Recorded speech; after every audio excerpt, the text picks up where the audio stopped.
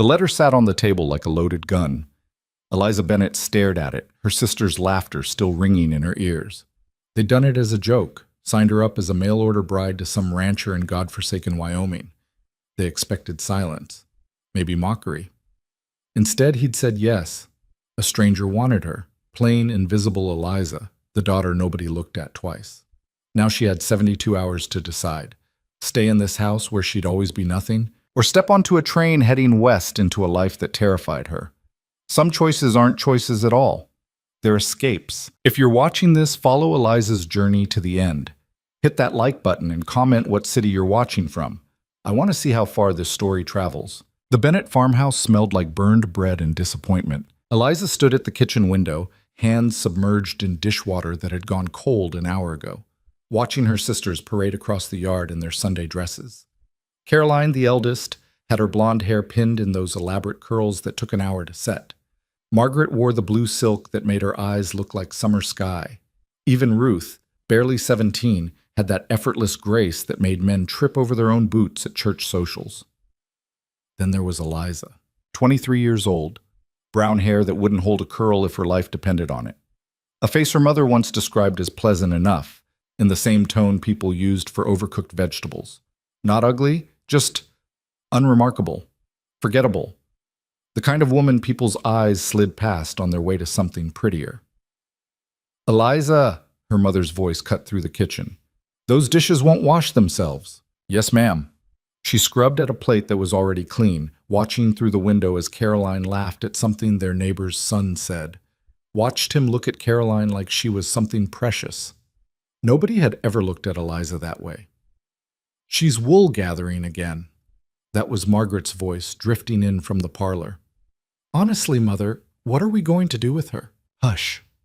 Their mother's reply was quieter, but Eliza heard it anyway. She'd gotten good at hearing things she wasn't supposed to. "We'll find her something, a widower perhaps, someone who needs a housekeeper more than a wife." The plate slipped from Eliza's hands, clattering into the basin. She steadied herself against the counter, waiting for the familiar ache in her chest to pass. It didn't. That night, her sisters hatched their plan. Eliza heard them whispering in the bedroom they shared, all four of them crammed into a space meant for two. She kept her eyes closed, breathing steady, pretending sleep while they giggled and schemed. "It's harmless," Caroline insisted. "Just a bit of fun." "But what if someone actually responds?" Ruth sounded uncertain. To Eliza, Margaret's laugh was sharp as broken glass. "Darling, these mail-order advertisements are for desperate men on the frontier. Even they have standards." More laughter. Eliza pulled the thin blanket over her head, trying to block it out. "I still have that newspaper from last month," Caroline continued. "The one with all those advertisements from out west. Cowboys looking for wives." She dropped her voice into a theatrical drawl. "Hard-working rancher seeks respectable woman for marriage. Must be of good character and strong constitution." "Oh, do it!" Margaret clapped her hands. "Can you imagine? Some poor rancher expecting a proper wife and getting our Eliza?" "Caroline, that's cruel." Ruth at least had some conscience. "It's a joke, silly. He won't respond anyway, and if he does, we'll simply tell him there was a mistake. Where's the harm?" The harm was in how easily they did it, how little they thought of her, how completely invisible she'd become in her own family. 3 days later, the letter arrived. Eliza brought in the mail like she did every afternoon, mostly bills and the occasional letter from their aunt in St. Louis. But there, among the usual correspondence, was an envelope addressed in unfamiliar handwriting. Miss Eliza Bennett. Her hands trembled as she turned it over. The return address made her stomach drop. C. Rourke, Wind River Ranch, Wyoming Territory. "What's that?" Caroline appeared at her elbow, too casual, eyes too bright. Eliza's fingers tightened on the envelope. "It's for me." "From Wyoming?" Caroline's voice pitched higher. "Oh, Eliza, you didn't actually—" "Didn't what?"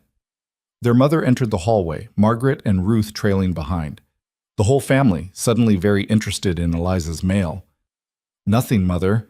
Caroline reached for the letter, but Eliza stepped back. "It's mine."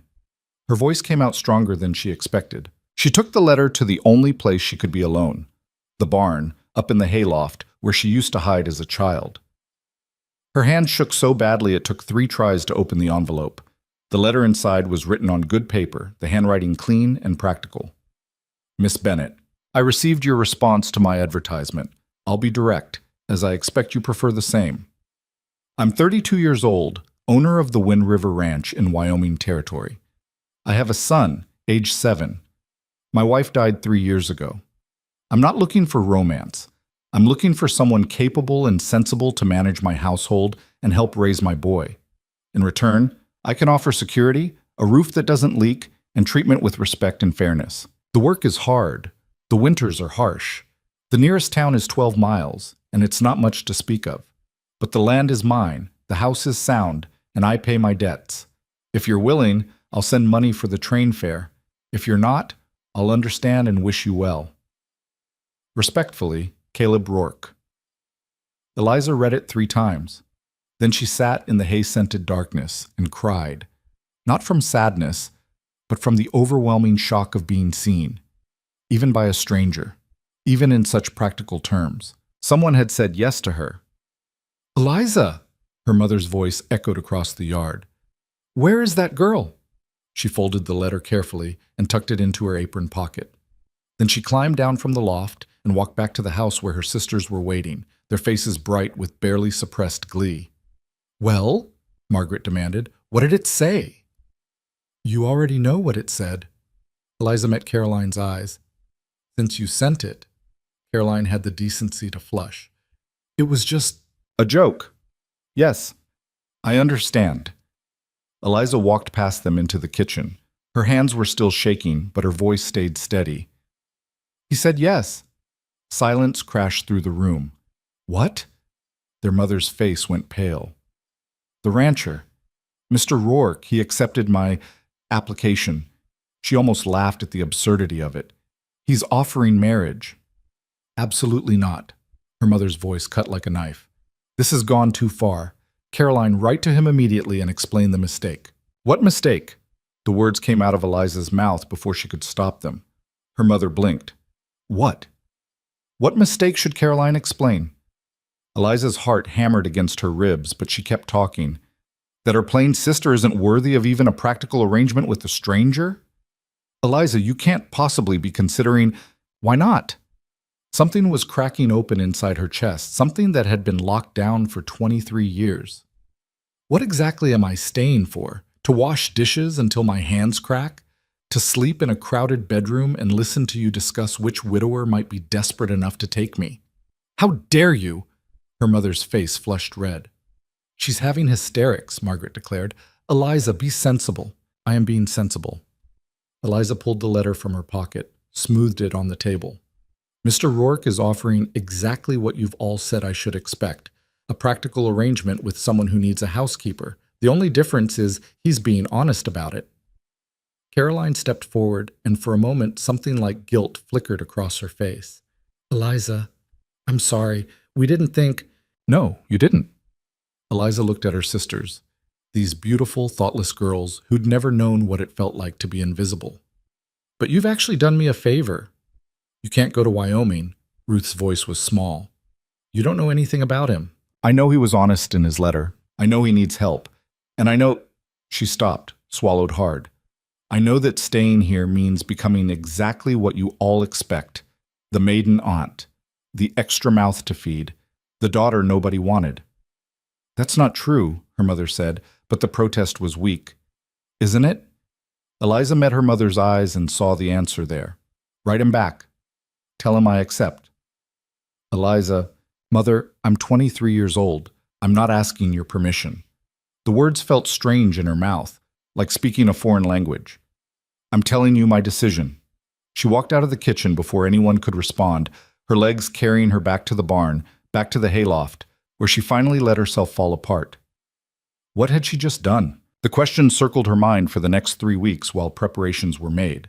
Her mother tried, half-heartedly, to talk her out of it. Her sisters oscillated between guilt and fascination. The neighbors whispered behind their hands at church. But the train ticket arrived, along with another letter. Miss Bennet, I've arranged passage for you on the Union Pacific, departing St. Louis on the 15th. The journey will take 4 days. I'll meet you at the Wind River station. Bring practical clothing and sturdy boots. Leave anything delicate or impractical behind. I look forward to meeting you. C. Rourke.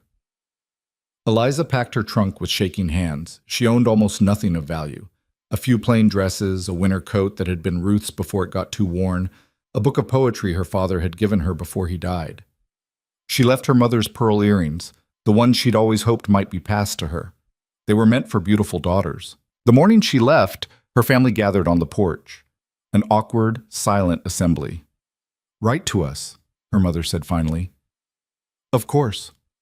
Eliza climbed into the wagon that would take her to the station. Caroline grabbed her hand through the window. "Eliza, I'm sorry. Truly. If I'd known you'd actually—" "It's all right." And strangely, it was. "You gave me a way out. I'm taking it." The train station in St. Louis was chaos, steam and noise, and hundreds of people pushing toward different futures. Eliza clutched her ticket and carpet bag, following the crowd toward the western platform. "First time out west, miss?" She turned to find an older woman beside her, weathered face kind beneath a practical bonnet. "Yes, ma'am." "Traveling alone?" "I'm meeting someone in Wyoming." The woman's eyes sharpened with understanding. "Ah, one of those." But there was no judgment in her voice, just recognition. "Word of advice. The frontier's not like back east. Out there, folks judge you by what you can do, not where you came from. Use that." Eliza thought about that as the train pulled away from everything she'd ever known. Thought about it as Missouri blurred into Kansas, Kansas into Nebraska. Thought about it through sleepless nights in cramped passenger cars, through meals of hard bread and questionable coffee. The landscape changed, flattened, opened up into something vast and terrifying. On the third day, she sat next to a young mother with two small children. The woman looked exhausted, her dress patched and repatched. "You heading to Wyoming too?" the woman asked. "Yes. Wind River. We're going to Cheyenne. My husband's got work on the railroad." She shifted the baby on her lap. "You got family there?" "I'm getting married." The woman's eyebrows rose. "You know him?" "No." A long pause. Then the woman laughed. Not unkindly, just the laugh of someone who understood desperation. "Well, hell, at least you're honest about it. Most girls make up some romantic story." "There's nothing romantic about it," Eliza said. "He needs a housekeeper and a mother for his son. I need a home. That's the arrangement." "Fair enough." The woman studied her. "You look sensible. That'll serve you better than prettiness out here." She nodded toward the window where endless prairie stretched to the horizon. "This land doesn't care what you look like. It only cares if you survive." The train lurched, and the baby started crying. Eliza found herself holding the woman's other child, a little girl, maybe 3 years old, while the mother settled the infant. "What's your name?" the little girl asked, studying Eliza with solemn eyes. "Eliza. That's pretty." Something loosened in Eliza's chest. "Thank you. Will you have babies with your new husband?" "Sarah!" the mother's face flushed. "That's not polite." But Eliza smiled, genuinely smiled, maybe for the first time since leaving Missouri. "I don't know, maybe. He has a son already." "How old?" 7. The little girl nodded seriously. "That's a good age, old enough to help." Out of the mouths of babes. That night, Eliza couldn't sleep. The train rocked and clattered through darkness, carrying her toward a future she couldn't picture. She pressed her forehead against the cold window and let herself imagine worst-case scenarios. Caleb Rourke could be cruel, violent, a drunkard. The son could hate her. The house could be falling apart. The whole thing could be a terrible, irreversible mistake. But even in her darkest imaginings, she couldn't make herself regret leaving. The fourth day dawned clear and brutally cold. Mountains rose in the distance. The Rockies, the conductor announced. They'd reach Wind River by afternoon. Eliza changed into her best dress, which wasn't saying much, and tried to tame her hair. Failed. Gave up. Stared at her reflection in the train's grimy window and saw what Caleb Rourke would see. A plain, tired woman who looked older than 23. She wondered what he looked like. Wondered if he'd be disappointed. The train slowed. The conductor called out, "Wind River! Next stop! Wind River!" Her stomach twisted. This was real. This was happening. The station was barely a station, just a wooden platform and a small building that looked like a strong wind could knock it over. A handful of people waited on the platform, and Eliza scanned them with rising panic. Which one was he? Then she saw him. He stood apart from the others, hands in his coat pockets, hat pulled low. Tall, taller than she expected. Broad-shouldered, maybe 35, though the hard lines of his face made him look older. Dark hair, clean-shaven jaw set in what looked like permanent displeasure. And his eyes, gray as winter, were already locked on her. She knew. Somehow, impossibly. She knew this was Caleb Rourke. The train jolted to a stop. Eliza forced her legs to move, climbing down the steps with her carpet bag clutched in one hand. Her trunk would be unloaded separately. She walked toward him across the platform, aware of every eye watching, every whisper. The train hissed steam behind her like a dragon. He didn't move, just watched her approach with those cold, assessing eyes. She stopped 3 feet away. "Mr. Rourke?" "Miss Bennett." His voice was deep, rougher than she expected. Western. He touched the brim of his hat. "Welcome to Wind River." Up close, she could see the details her mind had missed from the train. The scar cutting through his left eyebrow, the sun-weathered skin, the calluses visible on his hands. This was a man shaped by hard work and harder weather. "Thank you." Her voice came out steadier than she felt. "It's good to finally, your trunk the brown one?" She blinked at the interruption. "Yes?" "I'll get it loaded. Wagon's this way." He turned and walked toward the baggage area without waiting to see if she'd follow. Eliza stood there for a moment, feeling the first crack in whatever romantic notion she'd still been harboring. This wasn't a meeting, it was a transaction. Fine. That's what she'd signed up for. She followed him to a sturdy wagon hitched to 2 horses. He loaded her trunk without help, lifted it like it weighed nothing, and secured it with practiced efficiency. "Climb up." He nodded toward the wagon seat. She managed it with only moderate clumsiness, grateful her skirts weren't as full as Caroline's ridiculous fashion plates. Caleb swung up beside her, taking the reins, and clicked his tongue at the horses. They rolled away from the station in silence. Wind River, the town, consisted of maybe 20 buildings clustered around a main street. A general store, a saloon, what looked like a church. People stopped to stare as they passed. Caleb didn't acknowledge any of them. "How far is the ranch?" Eliza asked finally. 12 miles northeast. He kept his eyes on the road. "Your letter mentioned a son. Thomas. He's 7. Stays with my foreman's wife during the day. And at night? With me." He shot her a sideways glance. "That's why you're here." "Right. The arrangement. She was hired help with a fancy title." "What happened to your wife?" She felt him stiffen beside her. "Childbirth. 3 years ago. The baby didn't make it either." "I'm sorry." "It was 3 years ago," he repeated, like that somehow made it matter less. The road climbed into rougher country. Trees gave way to open grassland, grassland to rocky outcroppings. The wind picked up, sharp and cold, cutting through Eliza's coat like it wasn't there. "You cold?" Caleb asked. "I'm fine. There's a blanket behind the seat." She retrieved it, wrapping it around her shoulders. The gesture was practical, not kind. Everything about this man was practical. "You know how to cook?" he asked. "Yes." "Clean?" "Yes." "Handle children?" "I helped raise my younger sisters." He nodded, seemingly satisfied. "The house is clean but needs a woman's touch. Thomas is a good boy but needs structure. Can you provide that?" "I can." "Good." He fell silent again. Eliza studied the landscape, trying to find beauty in it. The mountains were stunning, she supposed, in a harsh, indifferent way. Everything here seemed bigger, emptier, more unforgiving than Missouri. "What do you expect from this marriage?" The question came out before she could stop it.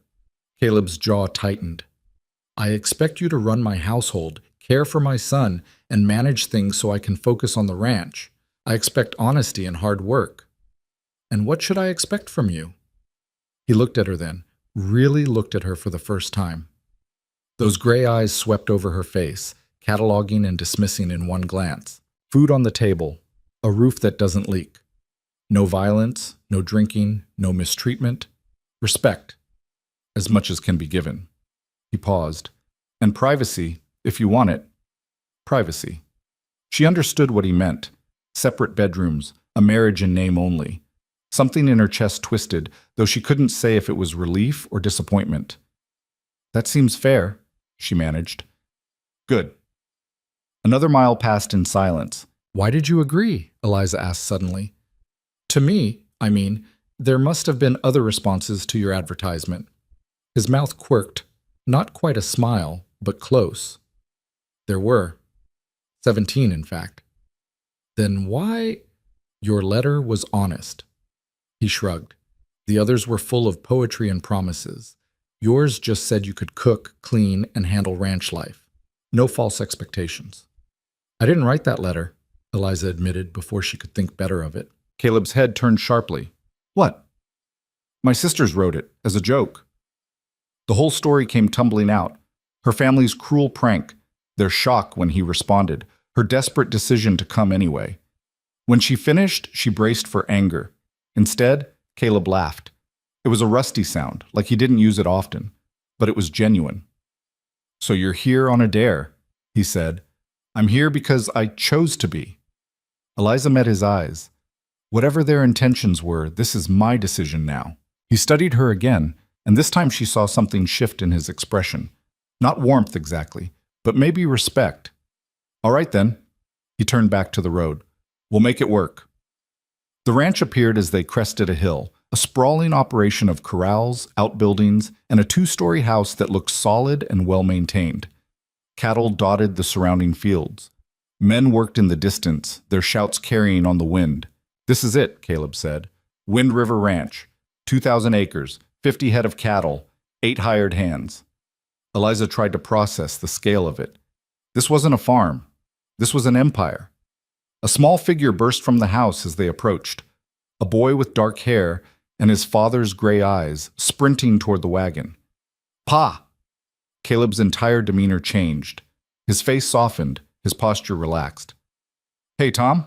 The boy skidded to a stop beside the wagon, staring up at Eliza with open curiosity. Is she the new Ma? Miss Bennett, Caleb corrected gently. She'll be staying with us. Hi. Thomas tilted his head. You're not very pretty. Thomas! Caleb's voice sharpened, but Eliza surprised herself by laughing, really laughing. No, I'm not, but I make very good biscuits. The boy's face lit up. Better than Mrs. Garrett's? I guess you'll have to judge that yourself. Come on! He grabbed her hand, tugging her toward the house. I'll show you everything. Eliza climbed down from the wagon, letting this enthusiastic child pull her forward. Behind her, she heard Caleb unloading the trunk, but she didn't look back. The house was bigger inside than it looked. Clean but sparse, functional but cold. No curtains on the windows, no rugs on the floors, no warmth anywhere. It was a house that had forgotten how to be a home. Thomas dragged her from room to room, narrating with the confidence of a tour guide. This is the kitchen. Pa says it needs better storage. This is the parlor. We never use it. This is my room. I have a magnifying glass. This is... He stopped at a closed door. This was my ma's sewing room. We don't go in there. All right, Eliza said softly. He led her upstairs. This is Pa's room, and this... He pushed open another door. This is yours. The room was small but clean, with a narrow bed, a dresser, and a window overlooking the eastern pasture. Someone, Caleb probably, had left a pitcher of water and fresh linens on the bed. It's perfect, Eliza said, and meant it. Footsteps on the stairs announced Caleb's arrival. He set her trunk inside the door. Thomas, let Miss Bennett settle in. Can she make biscuits tonight? We'll see. But there was affection in his voice. Go help Mike with the horses. The boy thunders down the stairs, and then it was just the two of them in this small room. I'll leave you to unpack, Caleb said. Supper's usually around 6, kitchen stocked. Make what you want. All right. He started to leave, then paused. Miss Bennett? Yes? Welcome to Wind River. This time, he almost meant it. After he left, Eliza sank onto the bed, staring at the walls of her new room. Her new life. What had she done? But when she looked out the window at the vast Wyoming sky, something in her chest loosened. Out here, nobody knew she was the plain daughter, the overlooked one, the joke. Out here, she could be anything she chose to become. The first biscuits burned. Eliza stood in the kitchen at 5:30 the next morning, staring at the charred remains in the cast iron pan, and wanted to cry. The stove was different from the one back home, hotter, meaner, with a temperament she hadn't figured out yet. She'd woken before dawn, determined to prove herself useful, and instead had produced something that looked like coal. Those don't look like good biscuits. She spun around. Thomas stood in the doorway, still in his nightshirt, hair sticking up at odd angles. No, Eliza admitted. They don't. He patted across the cold floor and peered into the pan. Pa says the stove runs hot. You gotta watch it. I'm learning that. Can you make more? She looked at the boy's hopeful face and felt something shift inside her. Yes, but you have to help me. His eyes went wide. Really? Really? Get dressed first, though. It's freezing. He disappeared in a flash of bare feet and enthusiasm. Eliza scraped the burned biscuits into the slop bucket and started again, this time adjusting the damper like Thomas suggested when he returned, fully dressed and vibrating with importance. Ma used to let me crack the eggs, he said, climbing onto a chair. Your ma was smart. Eliza handed him an egg. Go ahead. He cracked it with excessive force, shell fragments everywhere, but she didn't correct him, just fished out the pieces and let him crack another. They were pulling the second batch from the oven, golden this time, actually edible, when Caleb's boot sounded on the stairs. He stopped in the kitchen doorway, taking in the scene. Thomas covered in flour, Eliza's hair escaping its pins, the counter dusted with cornmeal. We made biscuits, Thomas announced. I helped. Caleb's expression didn't change, but something flickered in those gray eyes. I can see that. The first one's burned, Thomas added cheerfully. But Miss Bennett said that's how you learn. She's right. Caleb moved to the coffee pot, poured himself a cup. You get dressed for school? Not yet? Go. Mike's driving you in 20 minutes. Thomas scrambled down from the chair and bolted upstairs. Caleb sipped his coffee, watching Eliza over the rim of the cup. You don't have to get up this early, he said. When should I get up? Whenever you want. You're not a hired hand. No, I'm your wife. The word still felt strange in her mouth. Wives make breakfast. He set down his cup. We had an agreement. I don't expect... Mr. Rourke. She met his eyes. I didn't come here to be useless. If I'm going to live in this house, I'm going to contribute to it. Unless you'd rather I didn't. A long pause. Then the corner of his mouth twitched. The biscuits are fine. It wasn't a compliment exactly, but it wasn't a complaint either. He ate 3 of them with butter and honey, then headed out to the barn. Thomas thundered back down, wolfed down his own breakfast, and disappeared into a wagon with Mike, a grizzled ranch hand who tipped his hat to Eliza but didn't speak. Then the house was empty. Eliza stood in the kitchen, surrounded by dirty dishes and the settling silence, and realized she had no idea what to do next. Back home, there'd always been something: her mother's demands, her sister's messes, the endless cycle of cooking and cleaning for a family of 6. Here, in this big, sparse house, she felt unmoored, purposeless. So she started cleaning. Not because it needed it, Caleb clearly kept things tidy, but because she needed to understand the space. She scrubbed floors that were already clean, reorganized cupboards that were already organized, learned where everything lived. The house revealed itself slowly, well-built but unloved, functional but cold, like Caleb himself. She found his wife's sewing room by accident, the door she'd been told not to open hanging slightly ajar. Inside, everything was exactly as it had been left 3 years ago. Fabric folded on shelves, a half-finished quilt stretched across a frame, a rocking chair by the window. Eliza backed out quickly, closing the door with shaking hands. That afternoon, she walked to the nearest outbuilding, a bunkhouse where the ranch hands stayed. A woman emerged as she approached, wiping her hands on her apron. 40-something, sturdy, with sharp eyes and a sharper tongue. You must be the new Mrs., the woman said. I'm Helen Garrett. My husband Mike works for Caleb. Eliza Bennett. Eliza Rourke, I suppose. Suppose is right. Helen looked her up and down. You settling in? Trying to. Helen's expression was unreadable. Come in. I'll make coffee. The bunkhouse was smaller than the main house, but warmer somehow, lived in. Helen poured coffee into chipped mugs and sat across from Eliza at a scarred wooden table. How much did Caleb tell you about his wife? Helen asked bluntly. Just that she died in childbirth. Sarah, pretty little thing, delicate, came from Denver, thought ranch life would be romantic. Helen's mouth twisted. It ate her alive. She hated it here. The isolation, the work, the cold. Hated Caleb for bringing her. By the end, they barely spoke. Eliza's hands tightened around her mug. Why are you telling me this? Because you should know what you're walking into. Caleb's a good man, but he's broken in ways he won't admit. And this place, she gestured at the window, at the endless prairie beyond. This place doesn't forgive weakness. I'm not weak. Didn't say you were. Helen studied her. But you're not what I expected either. Most mail-order brides come in with stars in their eyes. You look like you know exactly what you signed up for. I do. Good. Helen refilled their coffee. Then maybe you'll last.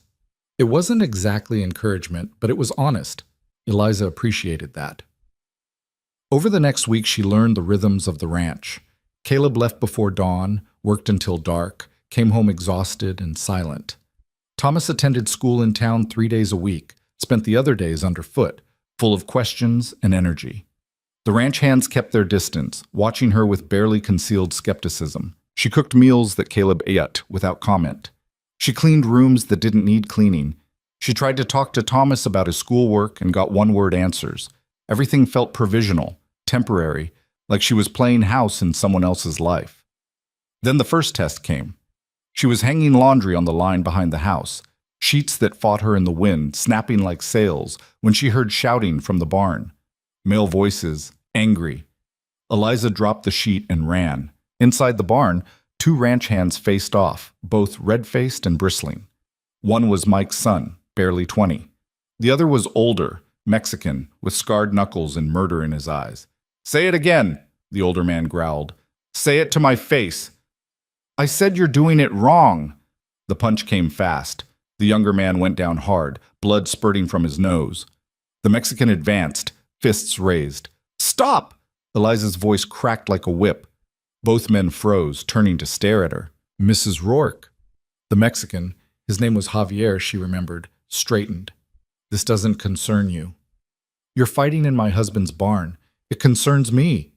She stepped between them, heart hammering. "What's this about?" "He called me." "I don't care what he called you." She looked at the younger man, still on the ground. "Get up. Go to the house. Helen will fix your nose." "I'm not taking orders from your employer's wife?" She raised her eyebrows. "Yes, you are. Go." He went, shooting Javier a poisonous look. Eliza turned to Javier. "And you. If you have a problem with how someone's working, you tell Caleb. You don't use your fists." Javier's jaw worked. "With respect, ma'am, you don't understand how things work here." "Then explain it to me." He blinked, clearly not expecting that. "What?" "Explain what I don't understand." "I'm listening." A long pause. Then, grudgingly, "The kid's green, doesn't listen, does things his own way and screws up the work for everyone." "So teach him." "I've tried. Try harder." She held his gaze. "You're what, 15 years older than him? More experienced? Then act like it. Fighting him just makes you both look like children." Something shifted in Javier's expression. Not quite respect, but maybe the beginning of it. "Yes, ma'am. Good." She turned to leave, then stopped. "And Javier? Thank you for not hitting him again." "Ma'am?" "You could have. You were angry enough, but you stopped when I asked. That took control." She left him standing there stunned and walked back to the house on legs that shook so badly she could barely stand. What had she just done? She had no authority here, no right to give orders. She was the mail-order bride, the outsider, the woman nobody wanted. But when Caleb came home that night, Mike was waiting for him on the porch. Eliza listened from the kitchen, hands stilled in dishwater. "Your wife broke up a fight today," Mike said. "Javier and my boy." Silence. Then, "Anyone hurt?" "Just pride." She handled it. Sent them both packing with their tails between their legs. "She did?" Caleb's voice was neutral, unreadable. "Yes, sir. Thought you should know." Footsteps. The front door opening. Caleb appeared in the kitchen doorway, still in his work clothes, dusty and tired. Mike says you stopped a fight. Eliza kept washing dishes. They were being stupid. I told them to stop. And they listened? Eventually. He moved into the room, leaned against the counter. You didn't have to do that. They were fighting in your barn. Someone had to. Most women would have run the other way. She looked at him then, meeting those gray eyes. I'm not most women. Something flickered across his face. Surprise, maybe, or reassessment? No, you're not.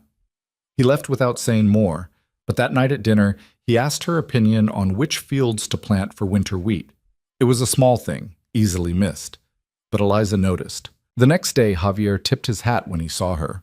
The day after that, 2 of the other ranch hands actually spoke to her, just, "Morning, ma'am," but it was something. She was becoming real to them, visible. But the town was a different story. Helen convinced her to come to the Sunday social at the church.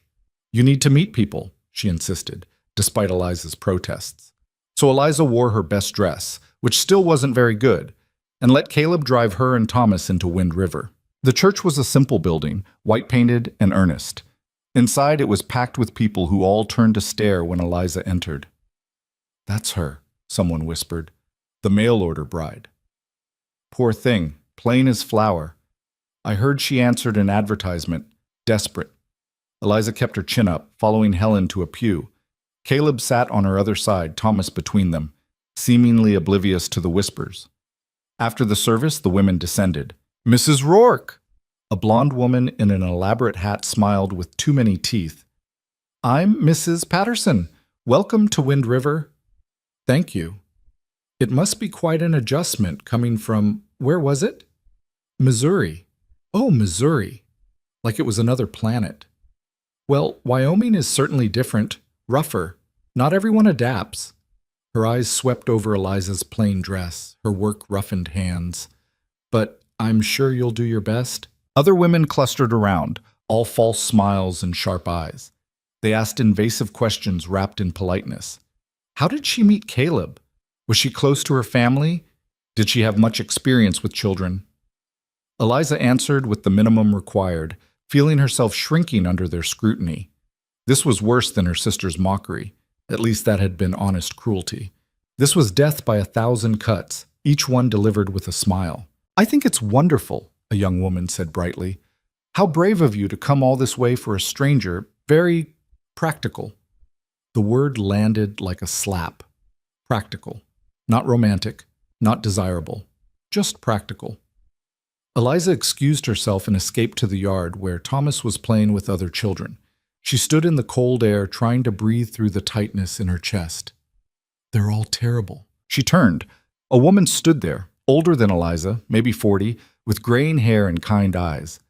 I'm sorry, Eliza said. The church ladies. They're terrible gossips with nothing better to do than pick apart anyone new.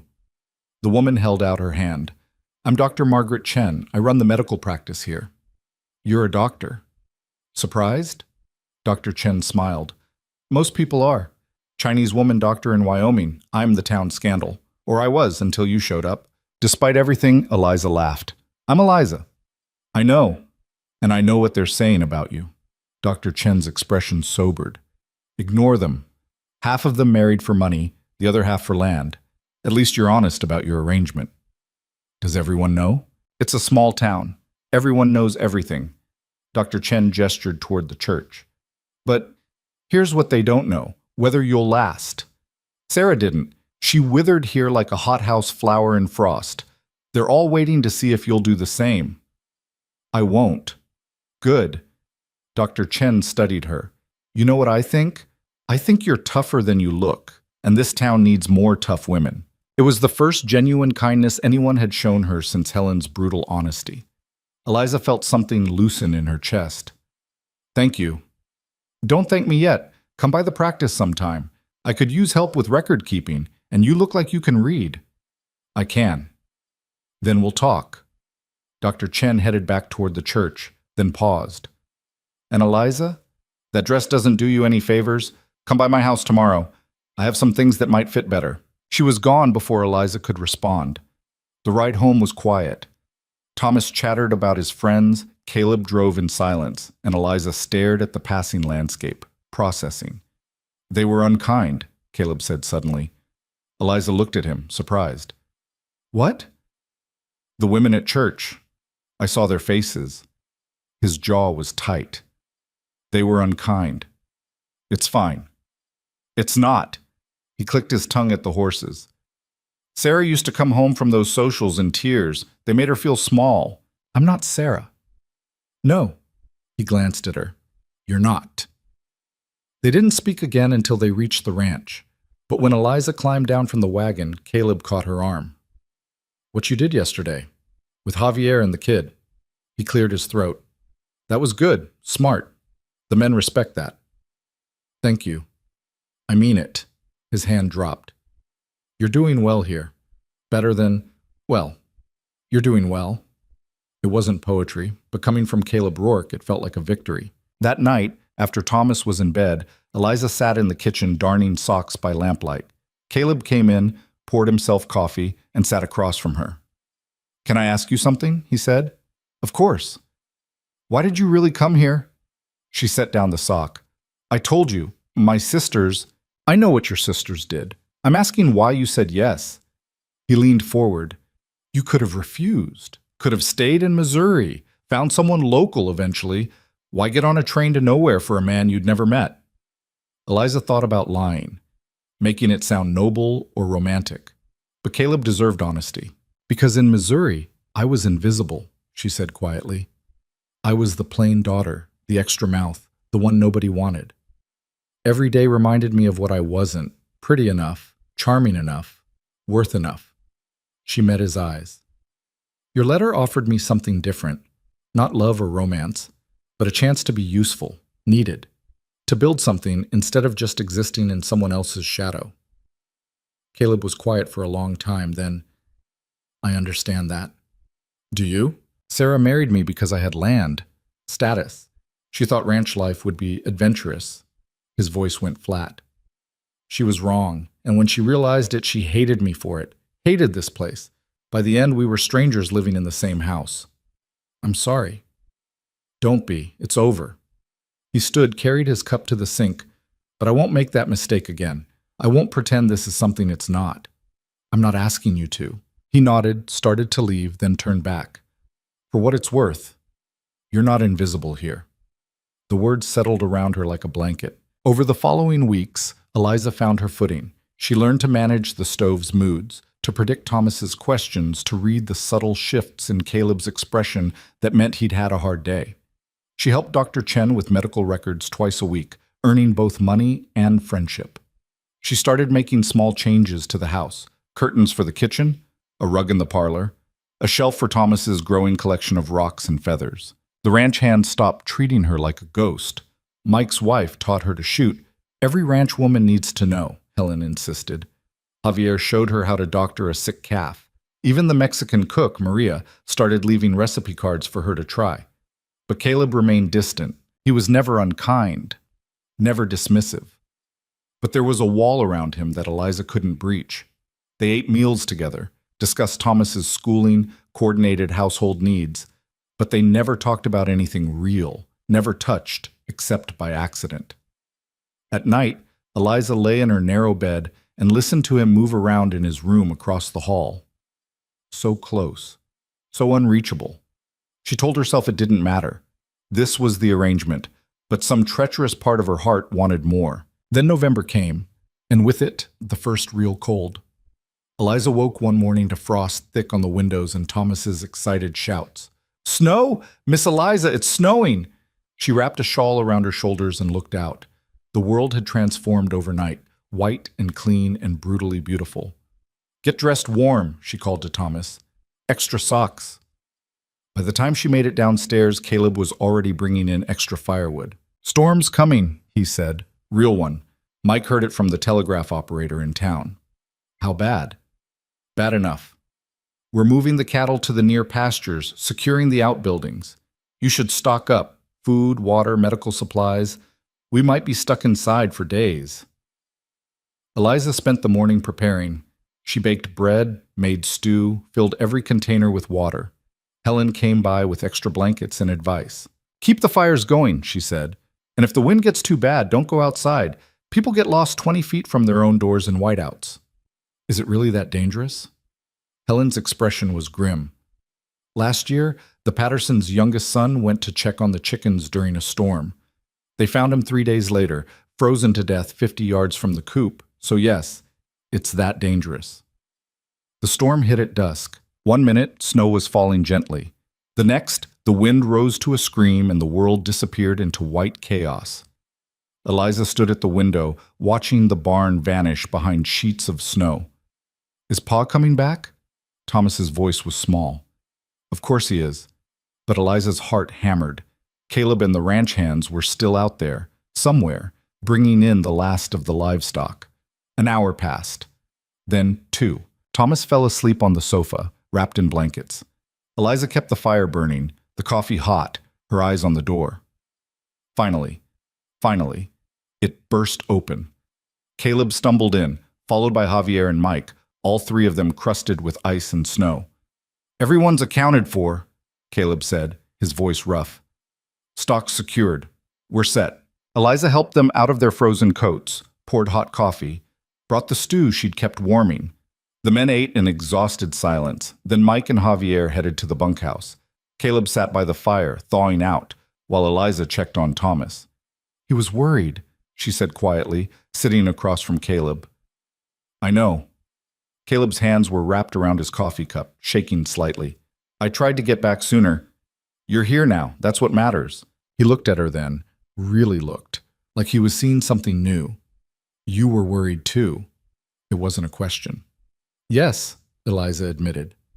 "Why?" "Because—" She stopped, searching for words that wouldn't reveal too much. "Because Thomas needs you. The ranch needs you." "Is that all?" The question hung between them, heavy with possibility. Before Eliza could answer, Thomas stirred on the sofa, mumbling in his sleep. The moment broke. "I should get him to bed," she said, standing. "Eliza." Caleb's voice stopped her. "Thank you. For today. For everything." She carried Thomas upstairs, her heart still racing from what had almost been said. The storm lasted 3 days. 3 days trapped inside with Caleb and Thomas, the world reduced to the walls of the house and the howl of wind. They played cards, told stories, read books aloud. Thomas taught Eliza a complicated game involving marbles. Caleb fixed a broken chair leg. They existed together in close quarters, and something shifted. Small moments accumulated, Caleb's hand brushing hers as he passed the salt. The way he laughed at one of Thomas's terrible jokes. The night Eliza woke to find him adding wood to her fire, making sure she stayed warm. On the 3rd day, the wind finally died. Caleb and the ranch hands dug out, assessed damage, checked on the stock. Minor losses, mostly. They'd been lucky. That night, Caleb found Eliza in the kitchen, kneading bread dough. "Storm's over," he said. "I noticed." He moved closer, close enough that she could smell snow and leather. "These past few days—" "Yes?" "It was nice. Having you here. Not just as help, as—" He struggled for words. "As company." Eliza's hand stilled in the dough. "I thought we had an arrangement." "We do." His voice was rough. "But maybe arrangements can change." Her heart stuttered. "Into what?" "I don't know yet." He ran a hand through his hair, frustrated. "I'm not good at this. Sarah used to say I was made of stone. Maybe she was right." "You're not stone." Eliza wiped her hands on her apron, turned to face him. "You're careful. There's a difference." "Careful," he repeated. "Is that what you call it?" "What would you call it?" "Afraid." The admission seemed to cost him. "Afraid of doing this wrong again." Eliza's throat tightened. "Caleb—" "Forget it." He stepped back. "I shouldn't have said anything." "No, wait." She caught his arm before he could leave. "I'm afraid too." He stopped. "I'm afraid this is temporary," she continued, words tumbling out. "That one day you'll realize you made a mistake bringing me here. That I'm not enough, not pretty enough, not accomplished enough, not whatever it was you really wanted." Caleb turned to look at her, and the expression on his face made her breath catch. You think I want you to be different? His voice was low, intense. Eliza, you stopped a fight between men who could have killed each other. You won over my son in a day. You survived that storm without complaint and kept us all fed and warm. You're the strongest woman I've ever met, and I... He stopped, jaw working. You what? She whispered. But whatever he'd been about to say, he swallowed it back. We should take this slow. How slow? A ghost of a smile. Slower than I want to. He left her standing there, heart racing, hands shaking, the bread forgotten. Something had changed, something fundamental and terrifying and wonderful. The arrangement was becoming something else. Whether that was good or catastrophic, only time would tell. The days after that conversation moved differently, like the world had tilted slightly off its axis. Caleb didn't avoid her, but he didn't seek her out either. They existed in a strange limbo, closer than strangers, not quite anything else. December brought colder weather and longer nights. Thomas made paper chains for the holidays, draping them across the parlor while chattering about what he hoped to find under the tree. Eliza threw herself into preparations, baking, cleaning, sewing a new shirt for Thomas from fabric Dr. Chen had given her, and trying not to think about Caleb's unfinished sentence. She was in the kitchen one afternoon, elbow deep in pie dough, when Helen burst through the door without knocking. There's trouble, Helen said, breathless. Patterson's making moves. Eliza wiped her hands. What kind of moves? The land kind. He's been buying up notes from the bank, calling in debts. Got the Morrison Ranch last week, paid half what it was worth. Now he's sniffing around here. Why would he want this ranch? Water rights. The Wind River runs straight through Caleb's land. Patterson's been trying to get control of it for years. Helen's face was grim. He made Sarah miserable back when she was alive. Kept suggesting Caleb sell, kept pointing out how hard ranch life was for her. I think he hoped she'd convince Caleb to give up. But she died. Yes. And Caleb's held on ever since, out of pure stubbornness, if nothing else. Helen grabbed Eliza's shoulders. Listen to me. Patterson's a snake. He'll smile and act friendly, but he's looking for weakness. Don't give him any. I won't. Helen studied her face. You care about this place. It wasn't a question, but Eliza answered anyway. Yes. Good. Because Caleb needs someone in his corner who isn't afraid to fight. Patterson showed up 2 days later.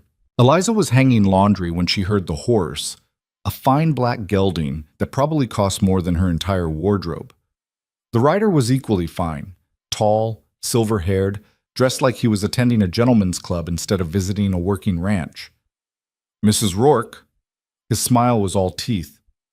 Harold Patterson. I own the Triple P, south of here. Mr. Patterson. She didn't offer her hand. My husband's out with the stock. Actually, I came to see you.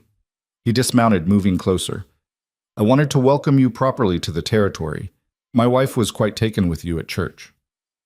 Liar. His wife had been one of the worst gossips.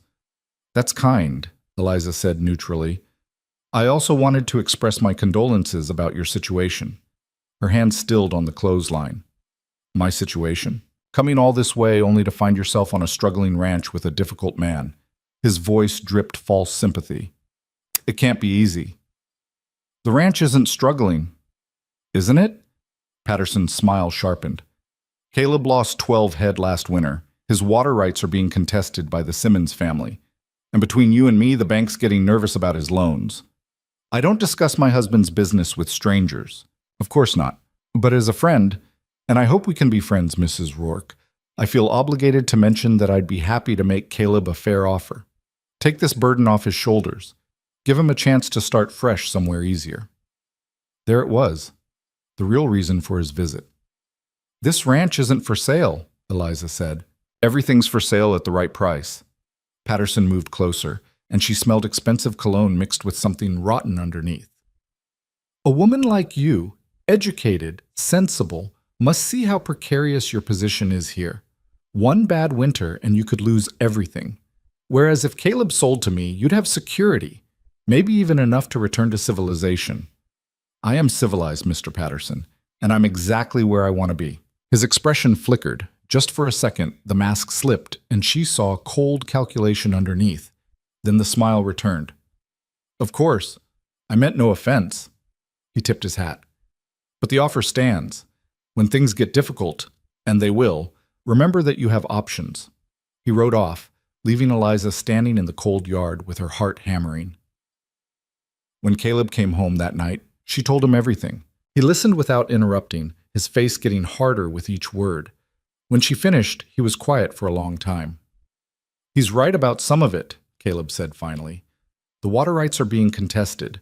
The bank's breathing down my neck. Last winter nearly broke us. Then we fight back. We? He looked at her sharply. Did you think I'd just stand aside? Eliza moved closer. This is my home too now. My future. You think I'm going to let some pompous land grabber take it? It's not your fight. Like hell it isn't. The curse felt good in her mouth. I didn't come here to watch you fail, Caleb. I came here to build something, so either tell me how to help or get out of my way. Something blazed in his eyes, surprise, maybe, or admiration. You really mean that? Every word. He studied her face for a long moment. Then, slowly, he smiled. A real smile, the first she'd seen from him. All right then, he said. Let's fight. They started that night. Caleb spread maps and documents across the kitchen table.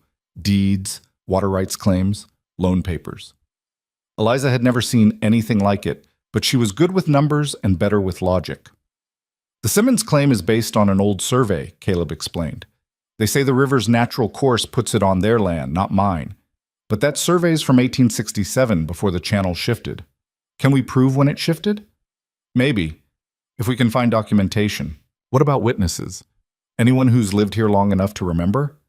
Caleb's eyes lit up. Old Tom Bridger. He's been in these parts since the 50s. Lives up in the hills now, barely comes to town. Then we need to talk to him. They worked until past midnight, Thomas long asleep upstairs. At some point, Caleb made coffee. At another, their hands brushed over the same document and neither pulled away immediately. Why are you doing this? Caleb asked finally. I told you. No, I mean really. You could walk away. Patterson would probably pay your way back to Missouri. You'd be free. Eliza set down her pencil. I don't want to be free. I want to be here. Why? Because she searched for words that wouldn't reveal too much. Because for the first time in my life, I matter. What I do makes a difference. Thomas needs me. The ranch needs me. You... She stopped. I what? His voice was low, dangerous. You see me, she whispered. Not as a burden or a joke or a practical solution, you see me. Caleb reached across the table, his rough hand covering hers. I see you, Eliza. I've seen you since the day you stepped off that train looking terrified and determined all at once. Her breath caught. Caleb, I'm going to kiss you, he said, unless you tell me not to. She didn't tell him not to. He stood, moved around the table, pulled her to her feet. His hands framed her face, rough and gentle at once. When his lips met hers, it was nothing like she'd imagined, not smooth or practiced, but real. Hesitant at first, then deeper, like a man remembering how to feel. When they broke apart, both breathing hard, Caleb rested his forehead against hers. I don't know how to do this, he admitted. How to let someone in again. Then we'll figure it out together. What if I fail? What if I hurt you? What if you don't? She pulled back to meet his eyes. You can't live your whole life afraid of making the same mistakes. Sarah said I was cold, unfeeling, that loving me was like loving stone. Sarah was wrong. Eliza's voice was fierce. You're not cold, you're careful, and there's nothing wrong with that. He kissed her again, and this time there was less hesitation, more hunger. His hands moved to her waist, pulling her closer, and she felt the solid warmth of him, the steady beat of his heart.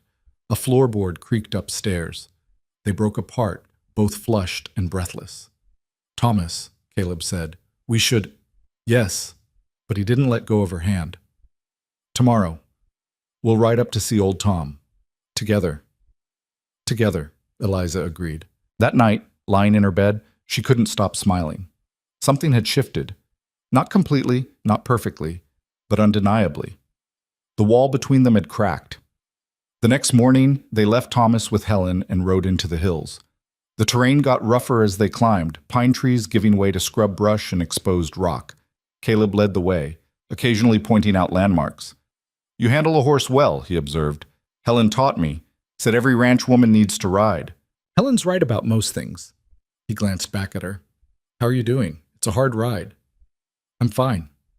And she was. The cold air felt good, the movement exhilarating.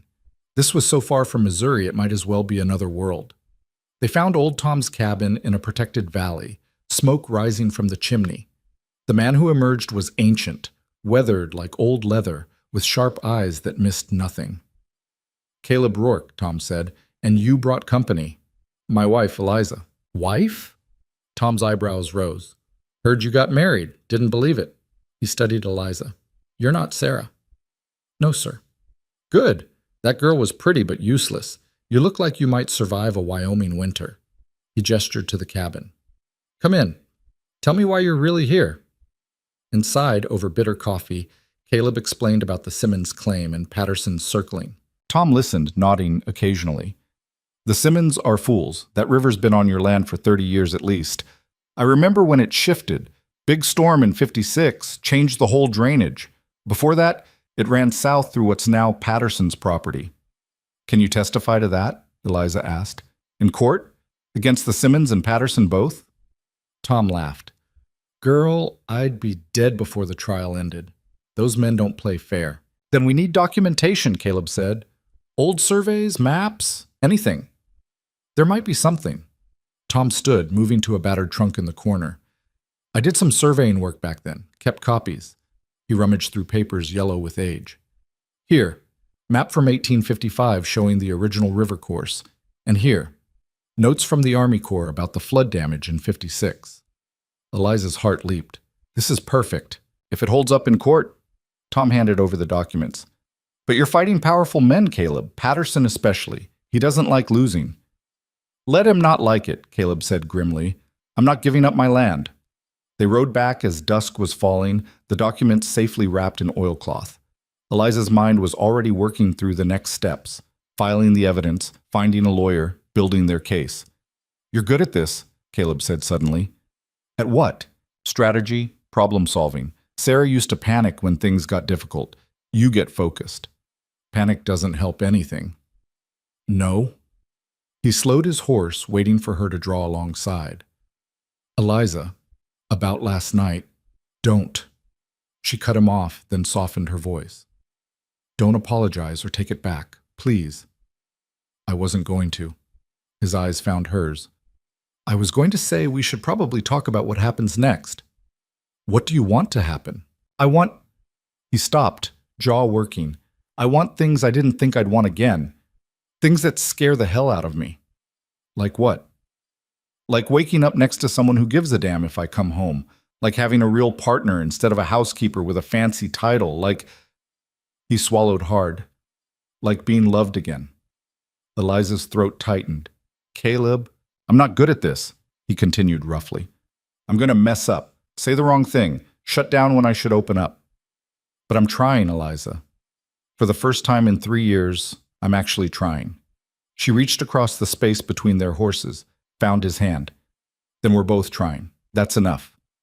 They rode the rest of the way in comfortable silence, hands linked, something settling between them that felt like the beginning of truth. But when they reached the ranch, trouble was waiting. The main barn was burning. Flames climbed into the darkening sky, men running with buckets, horses screaming in panic. Caleb spurred his mount forward, Eliza right behind him. "What happened?" Caleb shouted at Javier, who was leading horses out of danger. "Don't know. The whole thing went up at once." They fought the fire for hours. Bucket brigades from the well, wet blankets smothering smaller flames, men risking their lives to save the animals. By the time they got it under control, the barn was a smoking ruin. Caleb stood staring at the wreckage, his face like carved stone.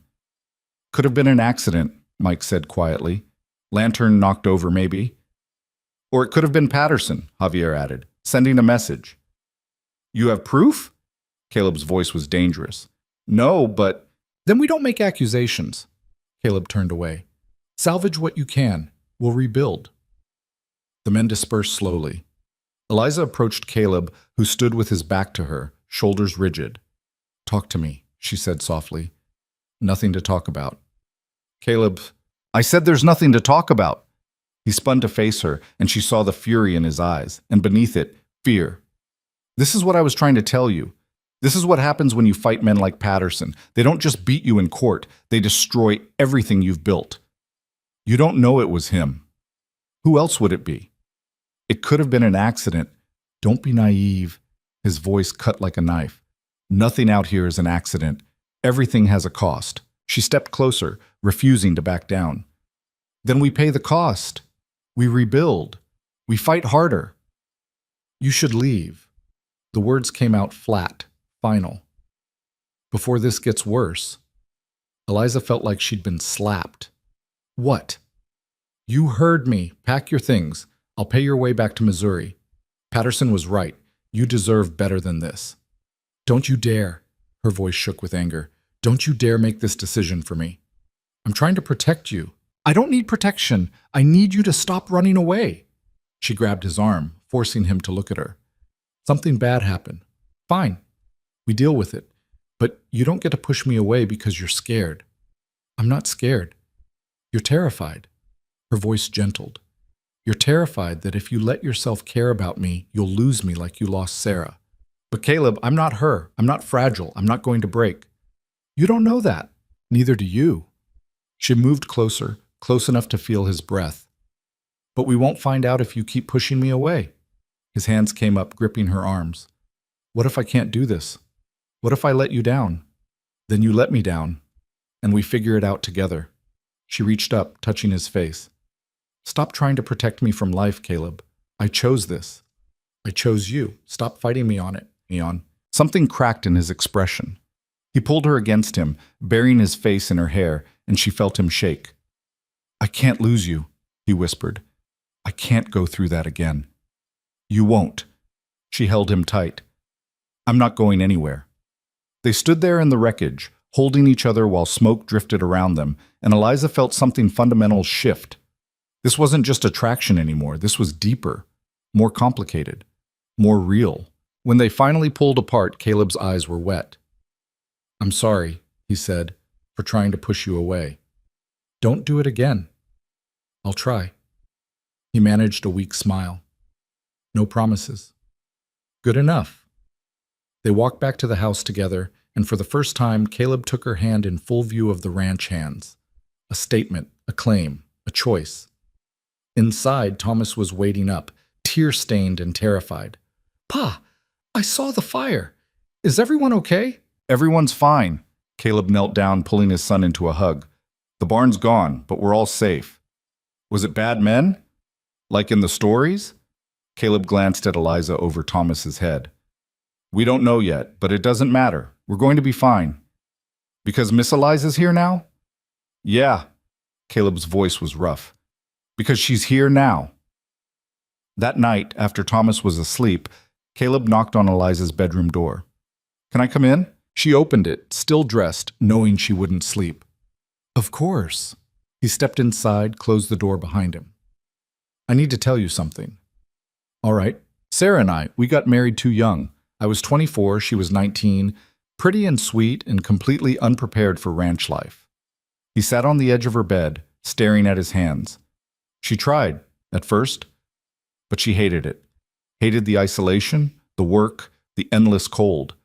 And I was too proud to admit it wasn't working. Too stubborn to let her go back to Denver, even for visits. Eliza sat beside him, listening. By the time she got pregnant with Thomas, we barely spoke. She spent all her time in that sewing room, avoiding me, avoiding everything. His voice cracked. When she went into labor with the second baby, she was already weak, depressed. Dr. Chen said she'd given up before the labor even started. "Caleb, she died, hating me. And the baby died because she didn't have the strength to fight. All because I was too stubborn to see what I was doing to her." Eliza took his hand. "That wasn't your fault. Wasn't it? I brought her here. I kept her here. I chose the ranch over her happiness. You can't know that's what killed her. Childbirth is dangerous. I killed her spirit long before childbirth killed her body." He looked at Eliza, eyes raw. "And tonight, When I saw that barn burning, all I could think was that I was doing it again, dragging someone into danger because of my pride, my stubbornness. Stop. Eliza squeezed his hand hard. Listen to me. I am not Sarah. I chose this life with my eyes open. Nobody dragged me here. Nobody's keeping me here against my will.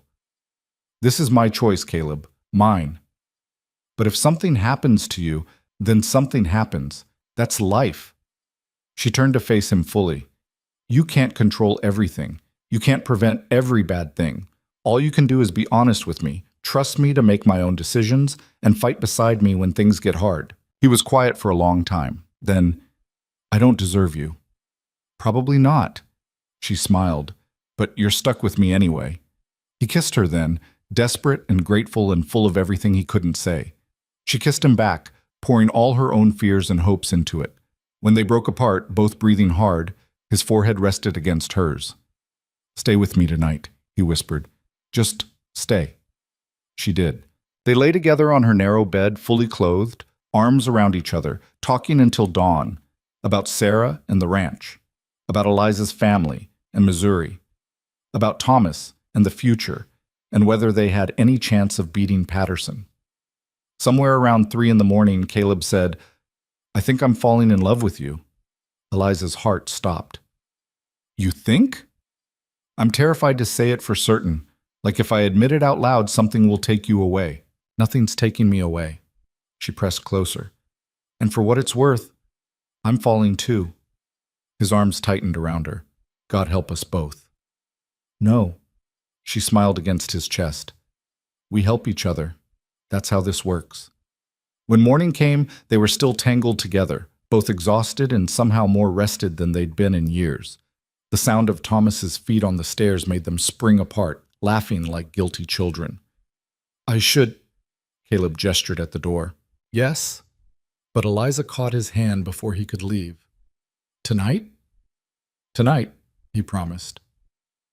The next weeks were a strange combination of crisis and joy. During the days, they fought Patterson's machinations, filing their evidence, hiring a lawyer from Cheyenne, rallying support from other ranchers who'd been squeezed by the land baron. During the nights, they fell into each other with the desperation of people who'd been alone too long. They were careful around Thomas, maintaining separate rooms, but the boy wasn't stupid. He started calling Eliza Ma without anyone telling him to, started holding both their hands when they walked, started smiling more, laughing more, the way children do when the adults around them are happy. The court date was set for late January. In the meantime, winter closed in hard. The second storm hit right after Christmas, bigger than the first, and this time Eliza wasn't scared. She was prepared. They weathered it together, the three of them, plus the ranch hands in the bunkhouse, all hunkered down while the world outside tried to kill them. And when it passed, when they dug out into a world made of white silence, Eliza felt something settle in her chest. She was home. Really, truly home. On New Year's Eve, after Thomas was asleep, Caleb found her in the kitchen. Come with me, he said. He led her to Sarah's old sewing room, the room that had been locked since Eliza arrived. Inside, he'd cleared everything out. The fabric, the rocking chair, the half-finished quilt, all of it gone. I should have done this years ago, he said quietly. But I was holding on to something that didn't exist anymore. Caleb, I'm letting her go, Eliza. Not forgetting, but letting go. He turned to her. Because I want to make room for something new. For us. She couldn't speak past the lump in her throat. He pulled a small box from his pocket. Inside was a simple gold ring. It was my grandmother's, not fancy, but it's real. He took her hand. Eliza Rourke, will you marry me? Actually marry me. Not an arrangement, not a transaction, a real marriage. We're already married, she managed. In name, I'm asking for more than that. His eyes searched hers. I'm asking for everything. Your heart, your trust, your future. Will you give them to me? Yes. The word came out choked with tears. Yes, you stubborn, impossible man. Yes. He slipped the ring on her finger, and it fit perfectly. Then he kissed her, and outside the wind howled, but inside they were warm. They'd stopped pretending, stopped holding back. What began as desperation had become something neither of them expected, something worth fighting for. The courthouse in Cheyenne was bigger than Eliza expected, imposing stone walls and high windows that let in gray winter light.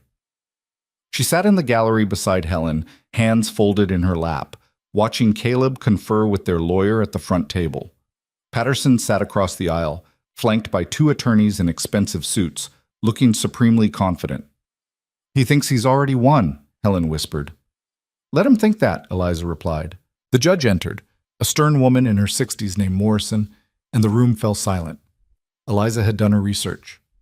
Judge Morrison had a reputation for fairness and zero tolerance for theatrics. The Simmons lawyer went first, laying out their claim in flowery language about historical boundaries and natural watercourses.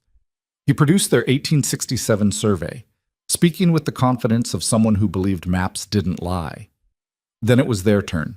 Their lawyer, a sharp young man named Davis from Cheyenne, stood and began methodically dismantling the Simmons case.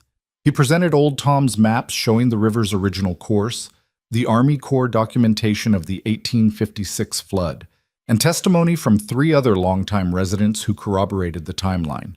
"The river shifted 30 years ago," Davis said clearly.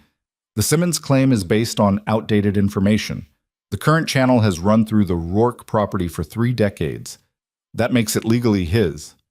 Patterson's lawyer objected, something about adverse possession and prior rights. Judge Morrison shut him down with a look that could freeze fire. "I'll hear from Mr. Bridger," she said. Old Tom took the stand, looking uncomfortable in his Sunday clothes, but speaking with the authority of someone who'd seen it all. He described the flood in precise detail, marked dates on maps, never wavered under cross-examination. "And you're certain about these dates?" the Simmons lawyer pressed.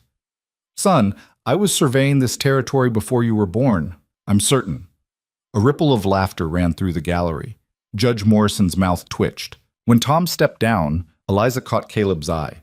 He looked tense, wound tight as wire, but he managed a small nod. The judge called for a recess. Eliza followed Caleb and Davis into a small conference room. "How are we doing?" Caleb asked. "Better than expected." Davis shuffled papers. "Tom was excellent. Their case is falling apart." "Patterson looks too calm," Eliza said. "He's planning something." Both men turned to look at her. "What makes you say that?" Davis asked. "Because he's a snake. And snakes don't give up just because they're losing." She looked at Caleb. "What else does he have on you? Debts? Contracts? Anything he could use?" Caleb's face went carefully blank. "There's the bank loan." "What about it?" "It's due in March, $15,000. Eliza's stomach dropped. "Can we pay it?" "If we have a good spring calving season and cattle prices hold, maybe. And if we don't, the bank forecloses. Patterson's been buying up debt from the bank for months. If they foreclose, he buys the note and takes the ranch anyway." Eliza finished. "That's his backup plan." Davis swore softly. "He's boxing you in. Win or lose here, he still gets what he wants." "Not if we pay off the loan first," Eliza said. "With what money?" Caleb's voice was flat. "We're barely breaking even as it is." Her mind raced, sorting through possibilities. "What if we sold something? Land you don't need, equipment, already mortgaged, all of it. Then we borrow from somewhere else, another bank, private lenders. Nobody's going to lend to a rancher who's already leveraged to his neck." Eliza stared at the table, thinking hard. There had to be a way. There was always a way. Then it hit her. "What about the timber rights?" she asked. Caleb frowned. "What timber rights?" "The north section. You mentioned once there's good timber there, but you've never harvested it because you needed it for windbreak. That timber's worth maybe $2,000-3,000. Not nearly enough." "But what if we sold the rights, not the timber itself? Lease them to a logging company for controlled harvest." She turned to Davis. "That's legal, right? We keep the land, they pay us for access?" Davis's eyes lit up. "Yes, and timber rights can be quite valuable if there's good access to rail." "The northern section borders the rail line," Caleb said slowly. "I never thought about—" "How fast can we arrange it?" Eliza asked Davis. "If I make some calls, maybe a week to get bids." "Do it." She looked at Caleb. "We're not giving Patterson the satisfaction." Something fierce and proud flashed across Caleb's face. No, we're not, court resumed. The judge heard closing arguments, then announced she'd deliver her decision in 3 days. They filed out into the cold afternoon, and Eliza saw Patterson watching them from across the courthouse steps. He approached with that snake oil smile. Rourke, Mrs. Rourke, hell of a case you put on. Thank you, Caleb said neutrally. Of course, even if you win, there's still the matter of that bank loan. Patterson's smile widened. March is coming faster than you think. We'll manage, Eliza said before Caleb could respond. Will you? Patterson's eyes moved over her, assessing and dismissing. You're a clever woman, Mrs. Rourke. Cleverer than poor Sarah, certainly, but cleverness doesn't pay bills. No, Eliza agreed, but it finds solutions. You should remember that. She took Caleb's arm and walked away, feeling Patterson's eyes on her back. On the train ride home, Caleb was quiet. Eliza sat beside him, watching snow-covered landscape roll past, thinking through numbers and possibilities. You didn't have to do that, Caleb said finally. Do what? Stand up to Patterson. That's my fight. It's our fight. She squeezed his hand. Get used to it. He was quiet for another moment, then, the timber rights idea. That was smart. Let's hope it works. Even if it doesn't, he turned to look at her.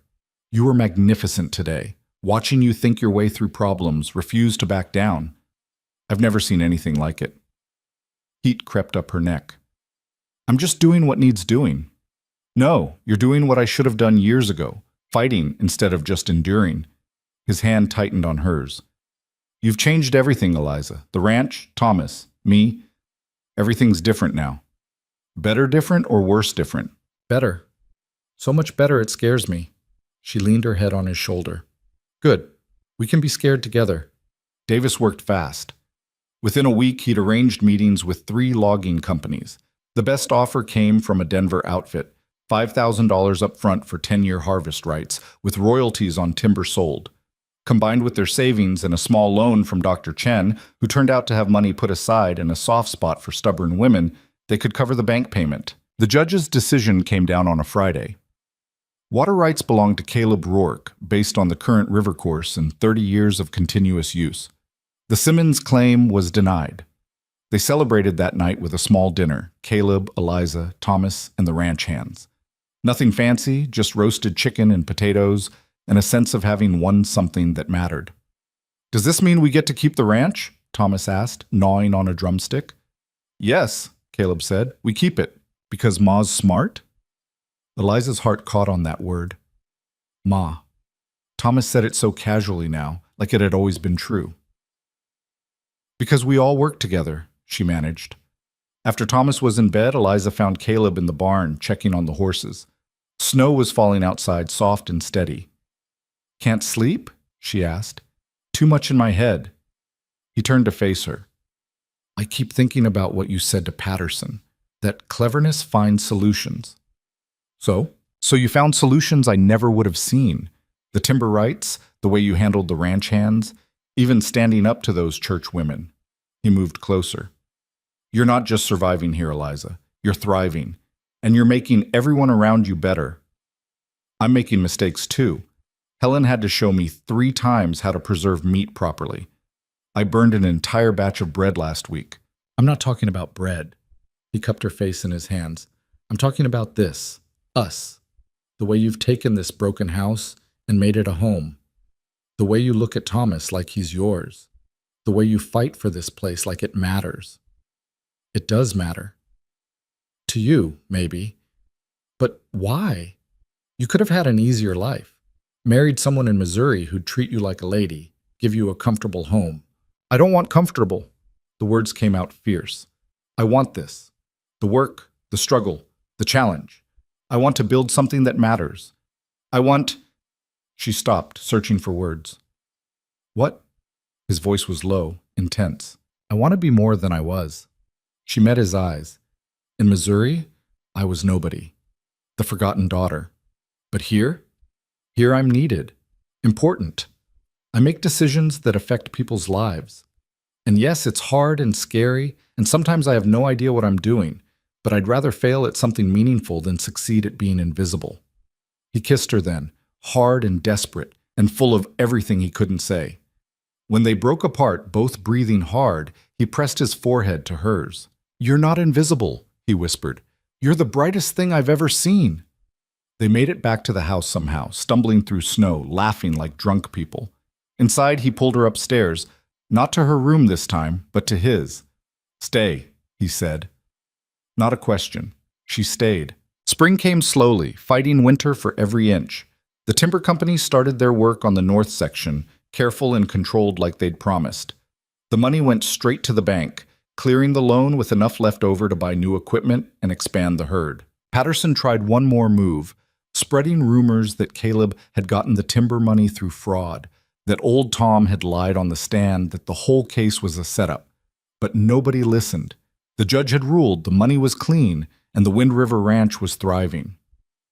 Then Patterson made his final mistake. He showed up at the ranch one afternoon in early April, drunk and furious, demanding to see Caleb. Eliza was alone. Caleb was out checking fence lines, Thomas at school. The ranch hands were working the far pastures. "Where is he?" Patterson demanded, swaying in his saddle. "Not here."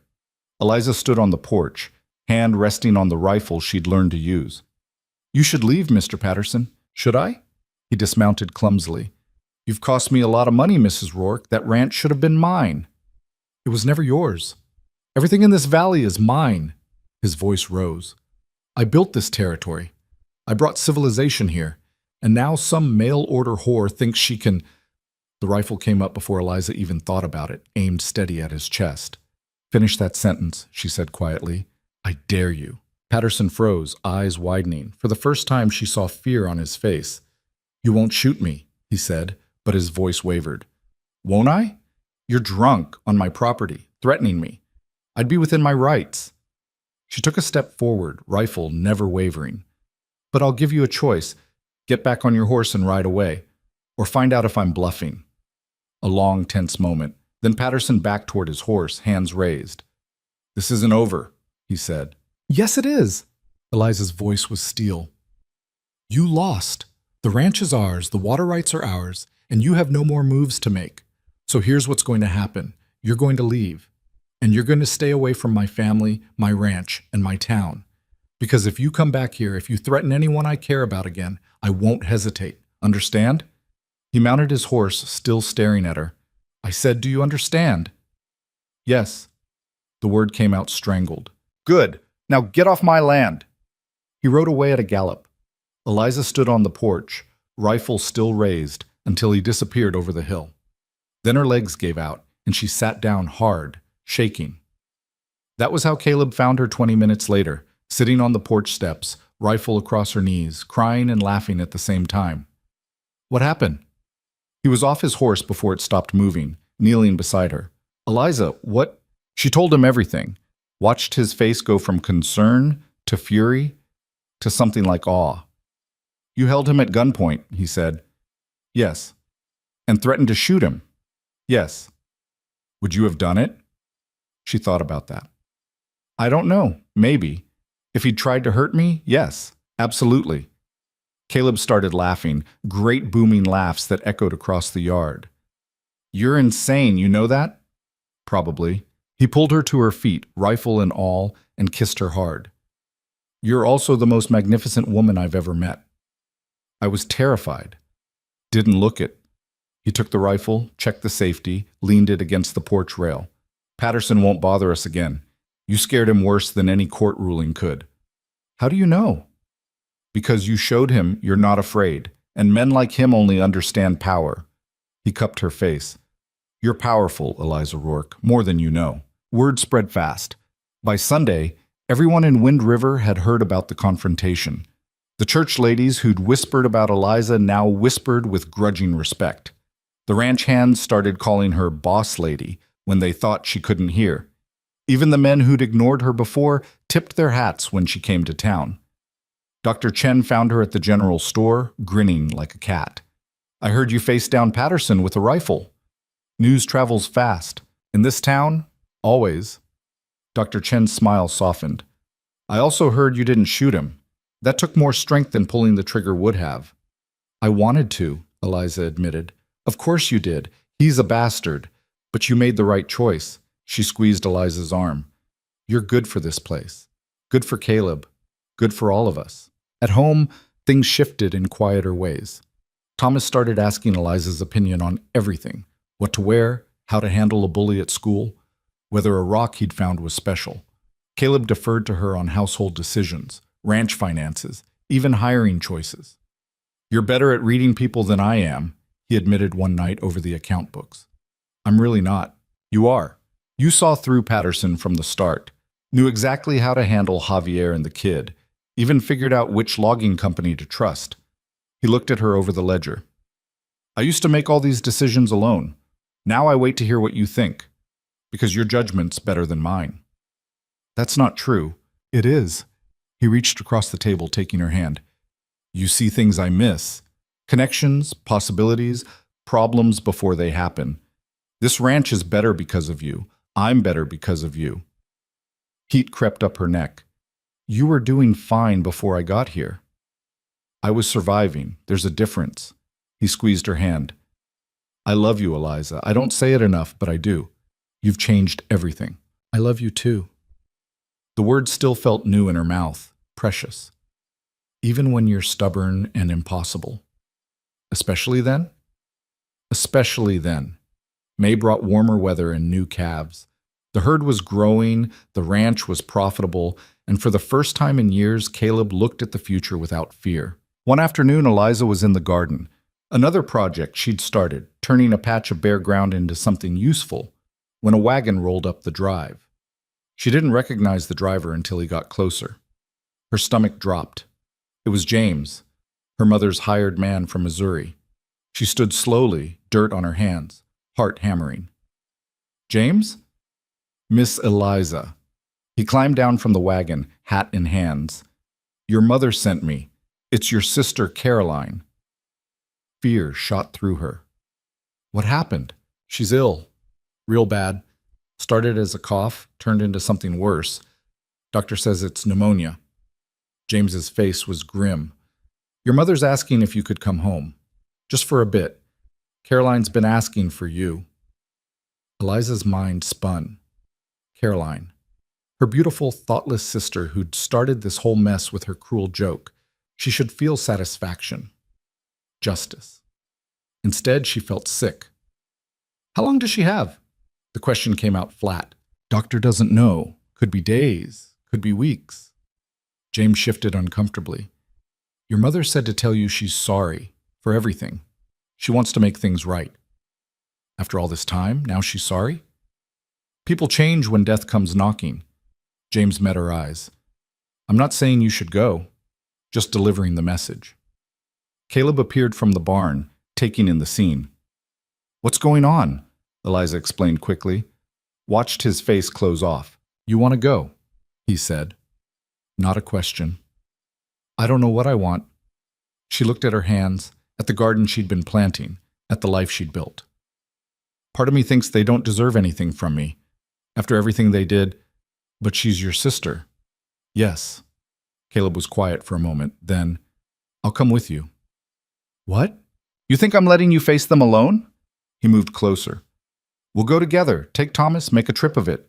You can see your family, and I can show them exactly what they gave up when they mocked you. Something fierce and grateful swelled in Eliza's chest. You'd do that? You're my wife. Where you go, I go. He turned to James. When does she need to leave? Soon as possible. We'll catch the train tomorrow. The journey east felt surreal, retracing the route Eliza had taken 8 months ago, but in reverse. Everything looked different now, smaller, less intimidating. She was different too.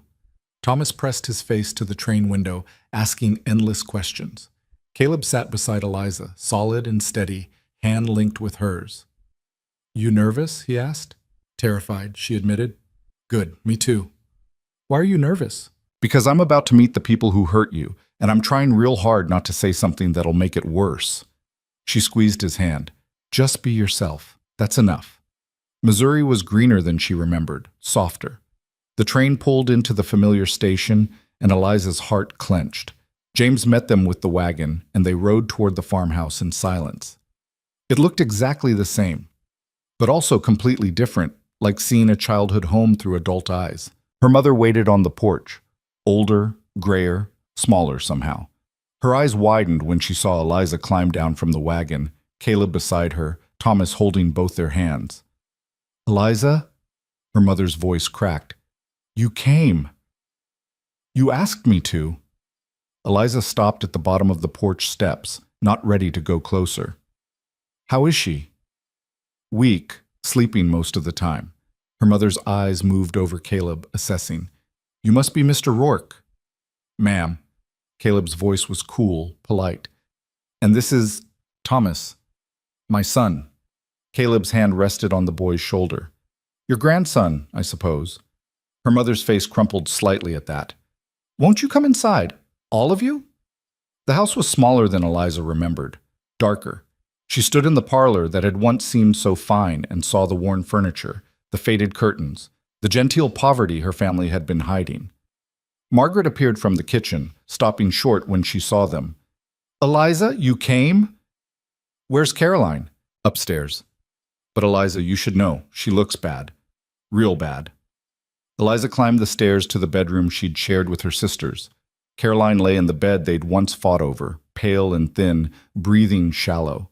Ruth sat beside her, looking exhausted. "Eliza," Ruth whispered. "Thank heaven." Caroline's eyes opened. It took her a moment to focus. "Liza."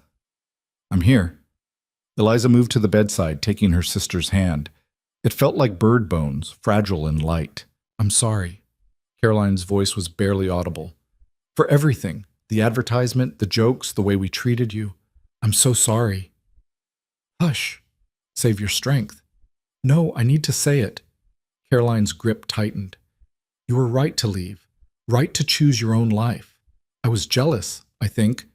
Jealous that you had the courage to go." Tears burned Eliza's eyes. "You can still go. Get better and go wherever you want." "Maybe," but they both heard the lie. Eliza stayed by Caroline's side for 2 days, reading to her, holding her hand, talking about Wyoming and the ranch and this life she'd built.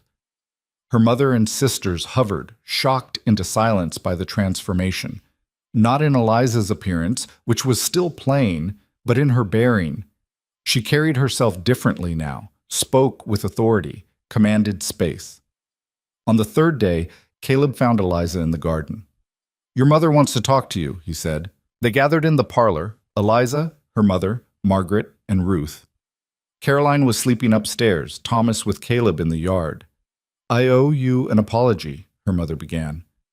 "A real one, for treating you like you didn't matter, like you were less than your sisters." "You did treat me that way," Eliza said quietly. "I know." Her mother's hands twisted in her lap. "And I was wrong. You were never less. I just didn't see your strength because it wasn't the kind I understood." Margaret spoke up, surprising everyone.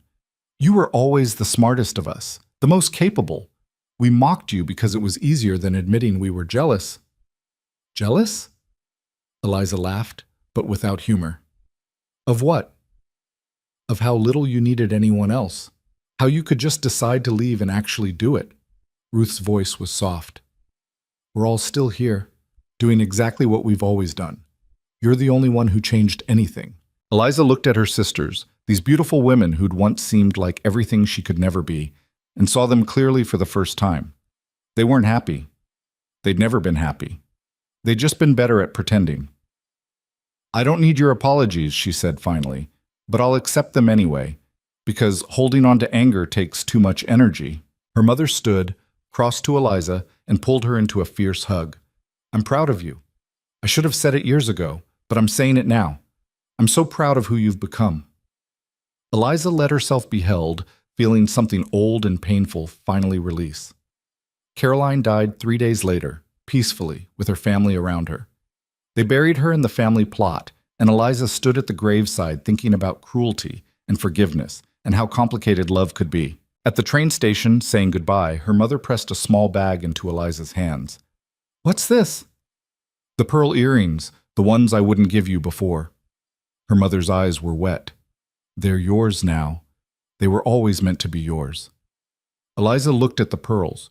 Beautiful, useless things she'd once wanted so badly. Now they just seem sad. Keep them, she said gently. Give them to Margaret or Ruth. I don't need them anymore. On the train heading west, Thomas asleep against her shoulder, Caleb's hand in hers, Eliza watched Missouri disappear behind them and felt nothing but relief.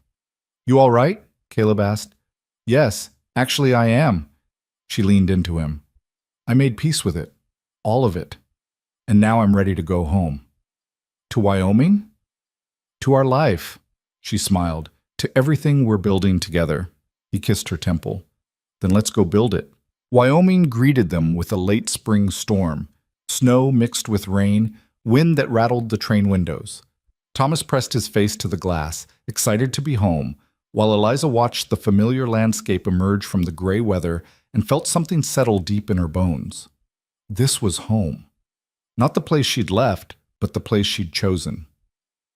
Mike met them at the station with the wagon, his weathered face creasing into something almost like a smile when he saw them. Good trip? He asked, loading their bags. Long, Caleb said. How are things here? Ran smooth. Javier handled the calving. Only lost 2. Mike glanced at Eliza. Helen's been asking after you. Said to tell you the women's meeting is Tuesday if you're back in time. Eliza blinked. The women's meeting? Church ladies. They want you on the planning committee for the summer social. Mike's expression was carefully neutral. Helen said to tell you it's not a request. A year ago, those same women had whispered about her behind their hands. Now they wanted her on committees. The irony wasn't lost on Eliza. The ranch looked different as they crested the final hill. The new barn stood where the old one had burned, bigger, better built. The house had fresh paint. Even the fence lines looked straighter, more permanent. We made some improvements while you were gone, Caleb said, watching her face. Hope you don't mind. Why would I mind? It's your home too. Should have asked first. She looked at him, this man who still thought he needed permission to improve his own property. Caleb, this ranch is as much yours as it is mine. You don't need to ask. Old habits. He helped her down from the wagon. Sarah used to get angry when I changed things without consulting her. I'm not Sarah. No. He pulled her close, right there in front of Mike and Thomas and anyone who might be watching. You're not. Thank the stars for that. That night after Thomas was asleep and they lay tangled together in Caleb's bed, their bed now, no more pretending otherwise. He traced patterns on her shoulder. What are you thinking about? She asked. How close I came to losing this. You. All of it. His voice was quiet in the darkness. If Patterson had succeeded, if we'd lost the water rights case or couldn't pay the bank, but we didn't. We won. Because of you? His arm tightened around her. I keep trying to figure out how to say this right. How to tell you what you've done for me, for Thomas, for this whole place. You don't have to. Yes, I do. He shifted to look at her, propping himself on one elbow. Before you came, I was just existing, going through motions. The ranch was work. Thomas was duty. And every day felt like punishment for failing Sarah. Caleb, let me finish. His hand cupped her face. You showed me how to live again, how to fight for something instead of just enduring it. You turned this house into a home, made my son happy, saved the ranch with ideas I never would have thought of. You took everything broken and made it whole. Tears burned her eyes. I didn't do it alone. No, but you started it. You had the courage to walk away from everything familiar and build something new. That takes strength I didn't know existed. She kissed him, tasting salt from her own tears, feeling his heartbeat steady against her chest. When they broke apart, she whispered, We saved each other. That's the truth. Then I'm the luckiest man alive. Summer came hard and fast, the way it did in Wyoming. Fierce sun following fierce storms, everything growing in bursts. Eliza's garden flourished, providing vegetables for the house, and enough extra to sell in town. She'd started keeping chickens too, much to Thomas's delight, and the boys spent hours talking to them like they were people. Ma says chickens are good listeners, he told Javier one afternoon, completely serious. Javier caught Eliza's eye and grinned. Your ma's a smart woman. The ranch hands had stopped treating her like an outsider months ago. Now they came to her with problems, requests for time off, complaints about equipment, even personal troubles. She'd become the heart of the operation without quite realizing it. the person everyone turned to when things needed fixing. One afternoon in July, Dr. Chen showed up unannounced, riding in on her sturdy mare. "I need your help," she said without preamble. "With what?" "Teaching. The school teacher is leaving, pregnant, heading back east to her family. We need someone to take over until we can hire a replacement." Dr. Chen dismounted, tying her horse to the rail. "I suggested you." Eliza stared. "I'm not a teacher. You can read and write better than half the territory. You've got patience, intelligence, and you don't take nonsense from anyone." Dr. Chen smiled. "Plus, Thomas would love having his mother as teacher." "I don't know anything about teaching. Neither did Mrs. Patterson when she started, and she managed for 6 years. Dr. Chen's expression turned serious. "Eliza, this town needs you. These children need someone who'll actually care whether they learn. Will you at least think about it?" Eliza thought about it that night, lying next to Caleb, staring at the ceiling. "You should do it," he said. "You don't think it's too much? Managing the house, helping with the ranch, and teaching? I think you could run this entire territory if someone gave you the chance." He rolled to face her. "You're always saying you want to build something that matters. What matters more than teaching children?" "But Thomas would be so proud of you he'd probably burst." Caleb smiled. "Do it, Eliza. Show this town what you're capable of." So she did.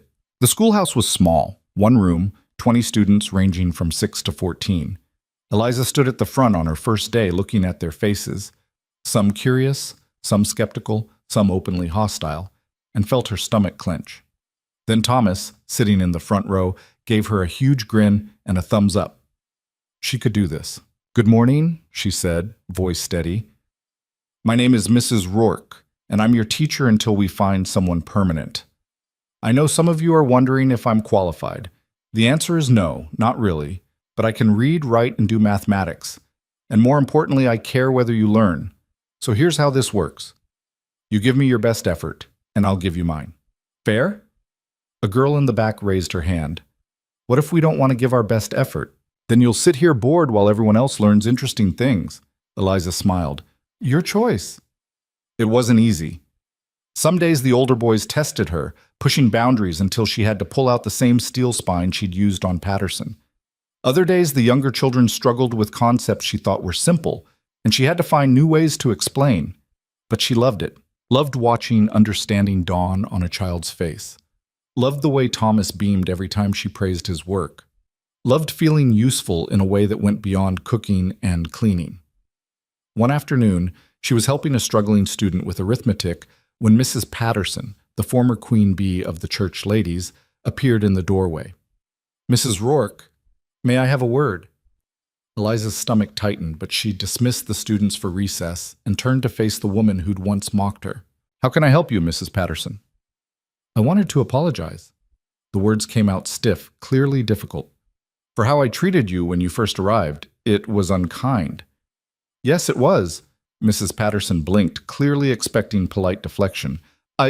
Yes. Well, I'm sorry." "Why now?" Eliza asked. "Why apologize after all this time?" "Because my daughter comes home every day talking about how much she loves school, about how Mrs. Rourke makes learning fun, how you helped her understand fractions, how you never make her feel stupid." Mrs. Patterson's voice softened. "She's never liked school before. You've given her something precious." Eliza felt her anger dissolve. "Your daughter is very bright. She just needed someone to believe in her." "Like you needed someone to believe in you?" The question hung between them. "Yes," Eliza said quietly. "Like that." Mrs. Patterson nodded slowly. "Harold, my husband, he's not a bad man. Just ambitious, ruthless sometimes. After what you did, standing up to him with that rifle, he's been different, quieter. I think you scared something fundamental into him." "I didn't mean to—" "Don't apologize. He needed it." She moved toward the door, then paused. "You've changed this town, Mrs. Rourke. Made it better. I wanted you to know that." After she left, Eliza stood in the empty schoolhouse, processing. She'd come here expecting nothing, wanting only escape. Instead, she'd built something that mattered, not just for herself, but for everyone around her. That night at dinner, Thomas announced, "Billy Parker says his ma says you're the best teacher Wind River ever had."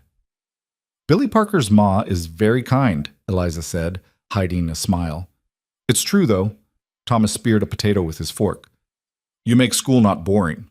High praise, Caleb murmured, eyes dancing. Pa, can Ma teach forever, even after they find someone permanent? Caleb looked at Eliza. That's up to your ma. Eliza thought about it, really thought about it. Teaching meant less time for ranch work, less time for the house, more responsibility. But it also meant purpose beyond these four walls. It meant shaping young minds, giving children opportunities they might not otherwise have. I'd like to keep teaching, she said. If the town will have me, they'll have you, Caleb said with certainty. They'd be fools not to. August brought the summer social, the event Eliza had been drafted onto the planning committee for. It was held in the church hall with food and music and dancing that lasted until midnight. Eliza wore a new dress, nothing fancy but well made, courtesy of fabric Dr. Chen had helped her choose. She stood on the edge of the crowd, watching couples dance, when Caleb appeared at her elbow. Dance with me, he said. I don't know how. Neither do I. We'll figure it out. He pulled her onto the floor, and they moved clumsily through some approximation of a waltz, both laughing at their own incompetence. Around them, Eliza saw the townspeople watching, but not with mockery this time, with affection, approval. She'd become one of them. Happy? Caleb asked, pulling her closer than was probably proper. Terrifyingly so. She looked up at him. Sometimes I wake up afraid this is all a dream, that I'll be back in Missouri, still invisible, still nobody. You were never nobody. His voice was fierce. They were just too blind to see what was right in front of them. Maybe. Or maybe I needed to leave to become someone worth seeing. He stopped dancing right there in the middle of the floor and kissed her. Long and deep and completely inappropriate for a church social. When he pulled back, half the room was staring. Eliza felt her face burn. Caleb, everyone's watching. Good, let them watch. He kept his arms around her. Let them see how much I love my wife, how proud I am of everything she's accomplished, how she took a broken man and a failing ranch and turned both into something worth having. I didn't do it alone, no. But you started it. You had the courage. He touched her face. You're the bravest person I know, Eliza Rourke. Around them, someone started clapping. Then another person and another until the whole room erupted in applause. Eliza stood there, overwhelmed, as the entire town of Wind River celebrated her. Later, sitting outside in the cool night air, Helen joined her on the church steps. Quite a moment in there, Helen said. I don't know what to do with all this, Eliza admitted. The respect, the admiration. A year ago, these same people whispered about me. A year ago, you were a stranger. Now you're one of us. Helen looked at her. You know what changed? You stopped waiting for permission to matter. You just started mattering. Is it really that simple? Sometimes. Helen stood, brushing off her skirt. Most people spend their whole lives waiting for someone to tell them they're enough. You decided you were enough and acted like it. That's power, Eliza. Real power. Fall came with the first frost, painting the mountains gold and red.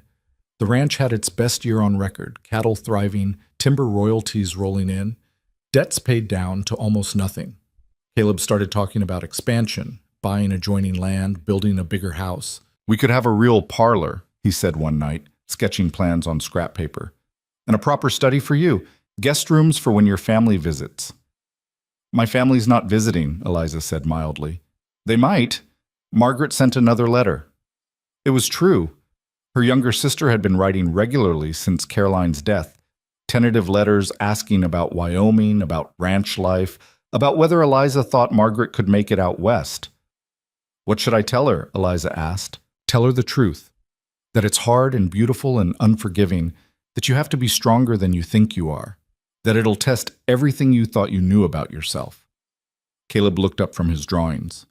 But also tell her it's worth it. Eliza wrote back that night, choosing her words carefully. She didn't sugarcoat anything, told Margaret about the brutal winters, the endless work, the isolation. But she also told her about the freedom, the possibility, the way Wyoming let you become whoever you were brave enough to be. She ended the letter with, if you come for yourself. Not to escape, not to chase romance, but to build something real. That's the only way it works. Winter returned as it always did, but this time Eliza was ready. The house was warm and weatherproof, the storeroom stocked, the cattle secured in near pastures. When the first big storm hit in November, they barely noticed, just hunkered down together, playing cards and reading books and being family. Thomas turned 8 on a cold December day. They celebrated with cake and presents, and when Eliza gave him the books she'd ordered from Denver, his face lit up like sunrise. For me? All of them? All of them. I thought my son should have his own library. The words slipped out naturally. My son. Caleb caught her eye across the table, and the look on his face made her throat tight. That night, after Thomas was asleep, Caleb found her in the kitchen. He started calling you Ma full time now, he said. Even when you're not around. Yesterday he told Javier, my Ma, like it's the most natural thing in the world. Does that bother you? Bother me? He pulled her close. Eliza, it's one of the best things that's ever happened. Watching him have a mother again, seeing how much he loves you. His voice cracked. You've given him something I couldn't. You gave him everything. I just added to it. You gave him a family. He kissed her forehead. You gave us both a family. They stood there in the warm kitchen, holding each other, and Eliza thought about how far she'd come. From invisible daughter to ranch wife to teacher to mother. Each role building on the last, each one revealing strength she hadn't known she possessed. Spring came again, completing a full year of seasons. The ranch hands prepared for calving, the school year continued, and life moved in the rhythms Eliza had learned to anticipate. One morning in late March, she woke feeling nauseated. It passed quickly, but returned the next day. And the next. Dr. Chen confirmed it a week later, eyes twinkling. You're pregnant. About 6 weeks, I'd say. Eliza sat in stunned silence. Is this good news? Dr. Chen asked gently. Yes, I think so. She laughed shakily. I didn't think it would happen. Why not? You're healthy, young enough, clearly not having trouble in the bedroom. Dr. Chen grinned at Eliza's blush. This is good news. Caleb will be over the moon. But telling Caleb turned out to be harder than expected. She waited for the right moment, then couldn't find it. Finally, one evening when Thomas was at a friend's house, she just blurted it out. I'm pregnant. Caleb froze, coffee cup halfway to his mouth. What? Pregnant. Dr. Chen confirmed it. About 6 weeks. The cup clattered onto the table. For a long moment, Caleb just stared at her. Then his face crumpled, and he started crying. Great gasping sobs that shook his whole body. Eliza rushed to him, terrified. Caleb, what's wrong? If you don't want? He grabbed her hands, tears streaming down his face. Eliza, I thought I'd never have this again. Another child, a family. After Sarah, he couldn't finish. Hey, she knelt in front of him, wiping his tears. We're going to be fine, all of us. You can't know that. No, but I can choose to believe it. She pressed his hand to her still flat stomach. This baby is wanted and loved. That's a good start. He kissed her then, tasting of salt and coffee and hope. I'm terrified. Me too. But we're terrified together. Thomas took the news with characteristic enthusiasm, immediately planning everything the baby would need and announcing to everyone in town that he was going to be a big brother. The pregnancy was normal, uncomfortable at times, exhausting often, but Dr. Chen said everything looked healthy. Eliza kept teaching until she started showing too much, then stayed home and helped manage the ranch finances from the kitchen table. Summer brought heat, and her belly swelling until she felt like a barn. Caleb hovered constantly, driving her crazy with concern. I'm pregnant, not dying, she snapped one afternoon when he tried to stop her from hanging laundry. I know, but nothing. I'm fine. The baby's fine. Stop treating me like I'll break. He backed off, hands raised in surrender. But she caught him watching her sometimes with an expression of such raw fear that it broke her heart. One night in early August, she woke him from sleep. Talk to me, she said, about what you're really afraid of. In the darkness, he was silent for a long time. Then, that I'll lose you like I lost her, that this baby will take you from me, that I'll be alone again with 2 children and no idea how to be enough for them. That's not going to happen. You don't know that. Sarah was fine until she wasn't. One day she was pregnant and complaining about back pain. The next she was dying and there was nothing I could do. I'm not Sarah. Eliza's voice was firm. My body is different. This pregnancy is different. And if something does go wrong, Dr. Chen is 10 times better prepared than whoever delivered Sarah. We have options now. But no buts. She took his face in her hands. Caleb, I need you to trust me. Trust that I know my own body. Trust that I'll ask for help if I need it. Can you do that?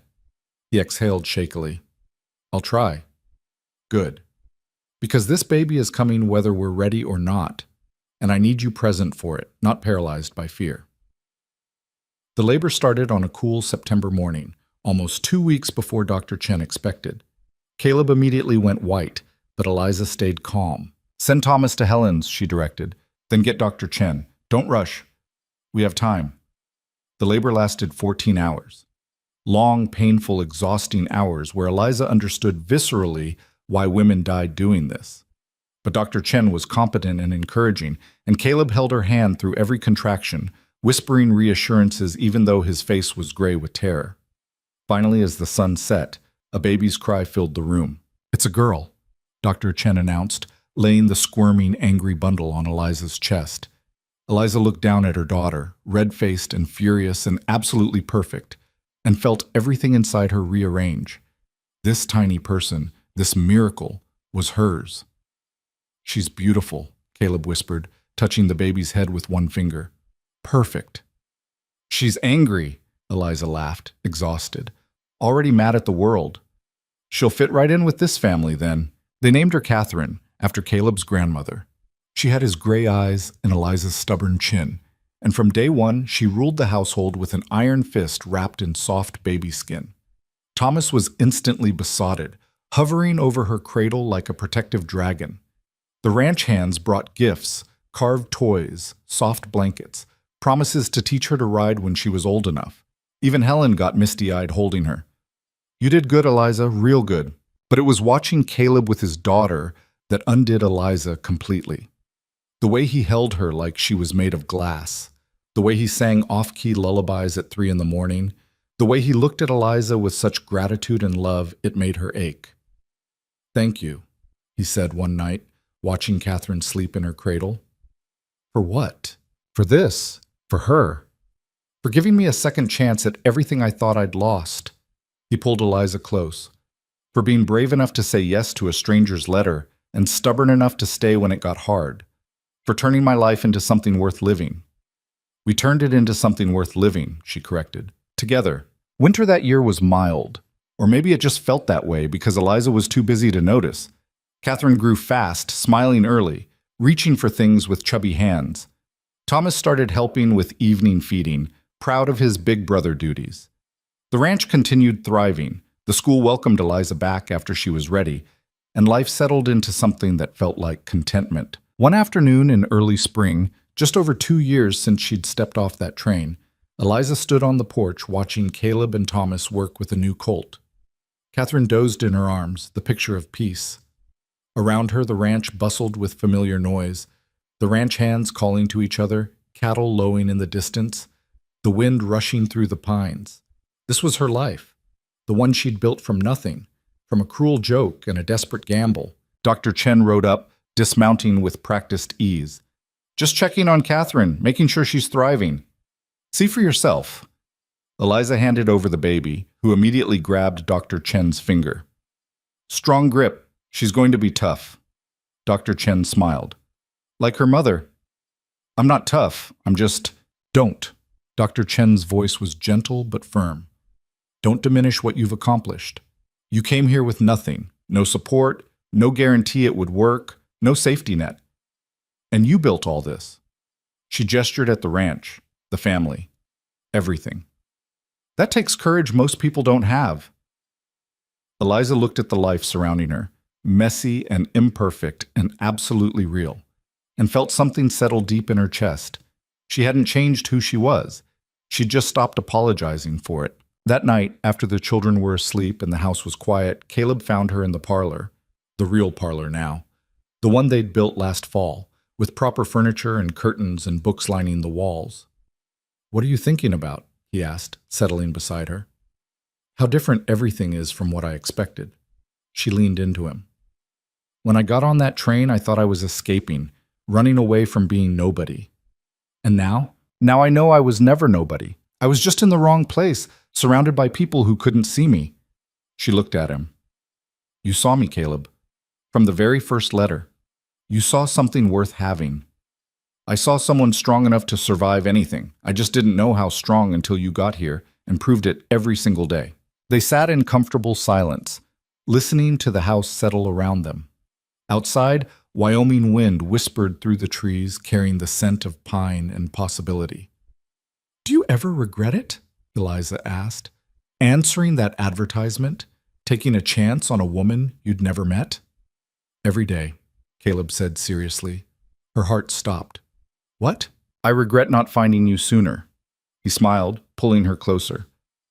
I regret all those years I spent thinking I was fine alone.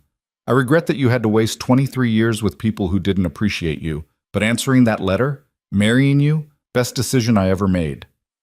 Eliza kissed him, slow and deep, tasting home and future and everything she'd never dared to hope for. I love you, she whispered. My impossible, stubborn, wonderful man. I love you too. He rested his forehead against hers. My fierce, brilliant, unstoppable wife. Years would pass. Catherine would grow up riding horses and reading books and refusing to let anyone tell her what she couldn't do. Thomas would take over ranch operations, proving himself every bit his father's son. The Wind River Ranch would expand, becoming one of the most successful operations in the territory. And Eliza would teach generations of children, shaping minds and hearts and futures. People would tell her story, the mail-order bride who became a force to be reckoned with. The plain daughter who proved worth wasn't measured in beauty. The woman who took a cruel joke and turned it into a legacy. But sitting there in her parlor, held by the man she loved, listening to her children breathe in their beds upstairs, Eliza knew the real truth. She hadn't become someone new. She'd just finally become herself. And that was worth everything. The woman no one wanted became the woman everyone needed. Not because she changed her face or became someone different, but because she stopped waiting for permission to matter and simply chose to matter instead. That was the only magic she'd ever needed.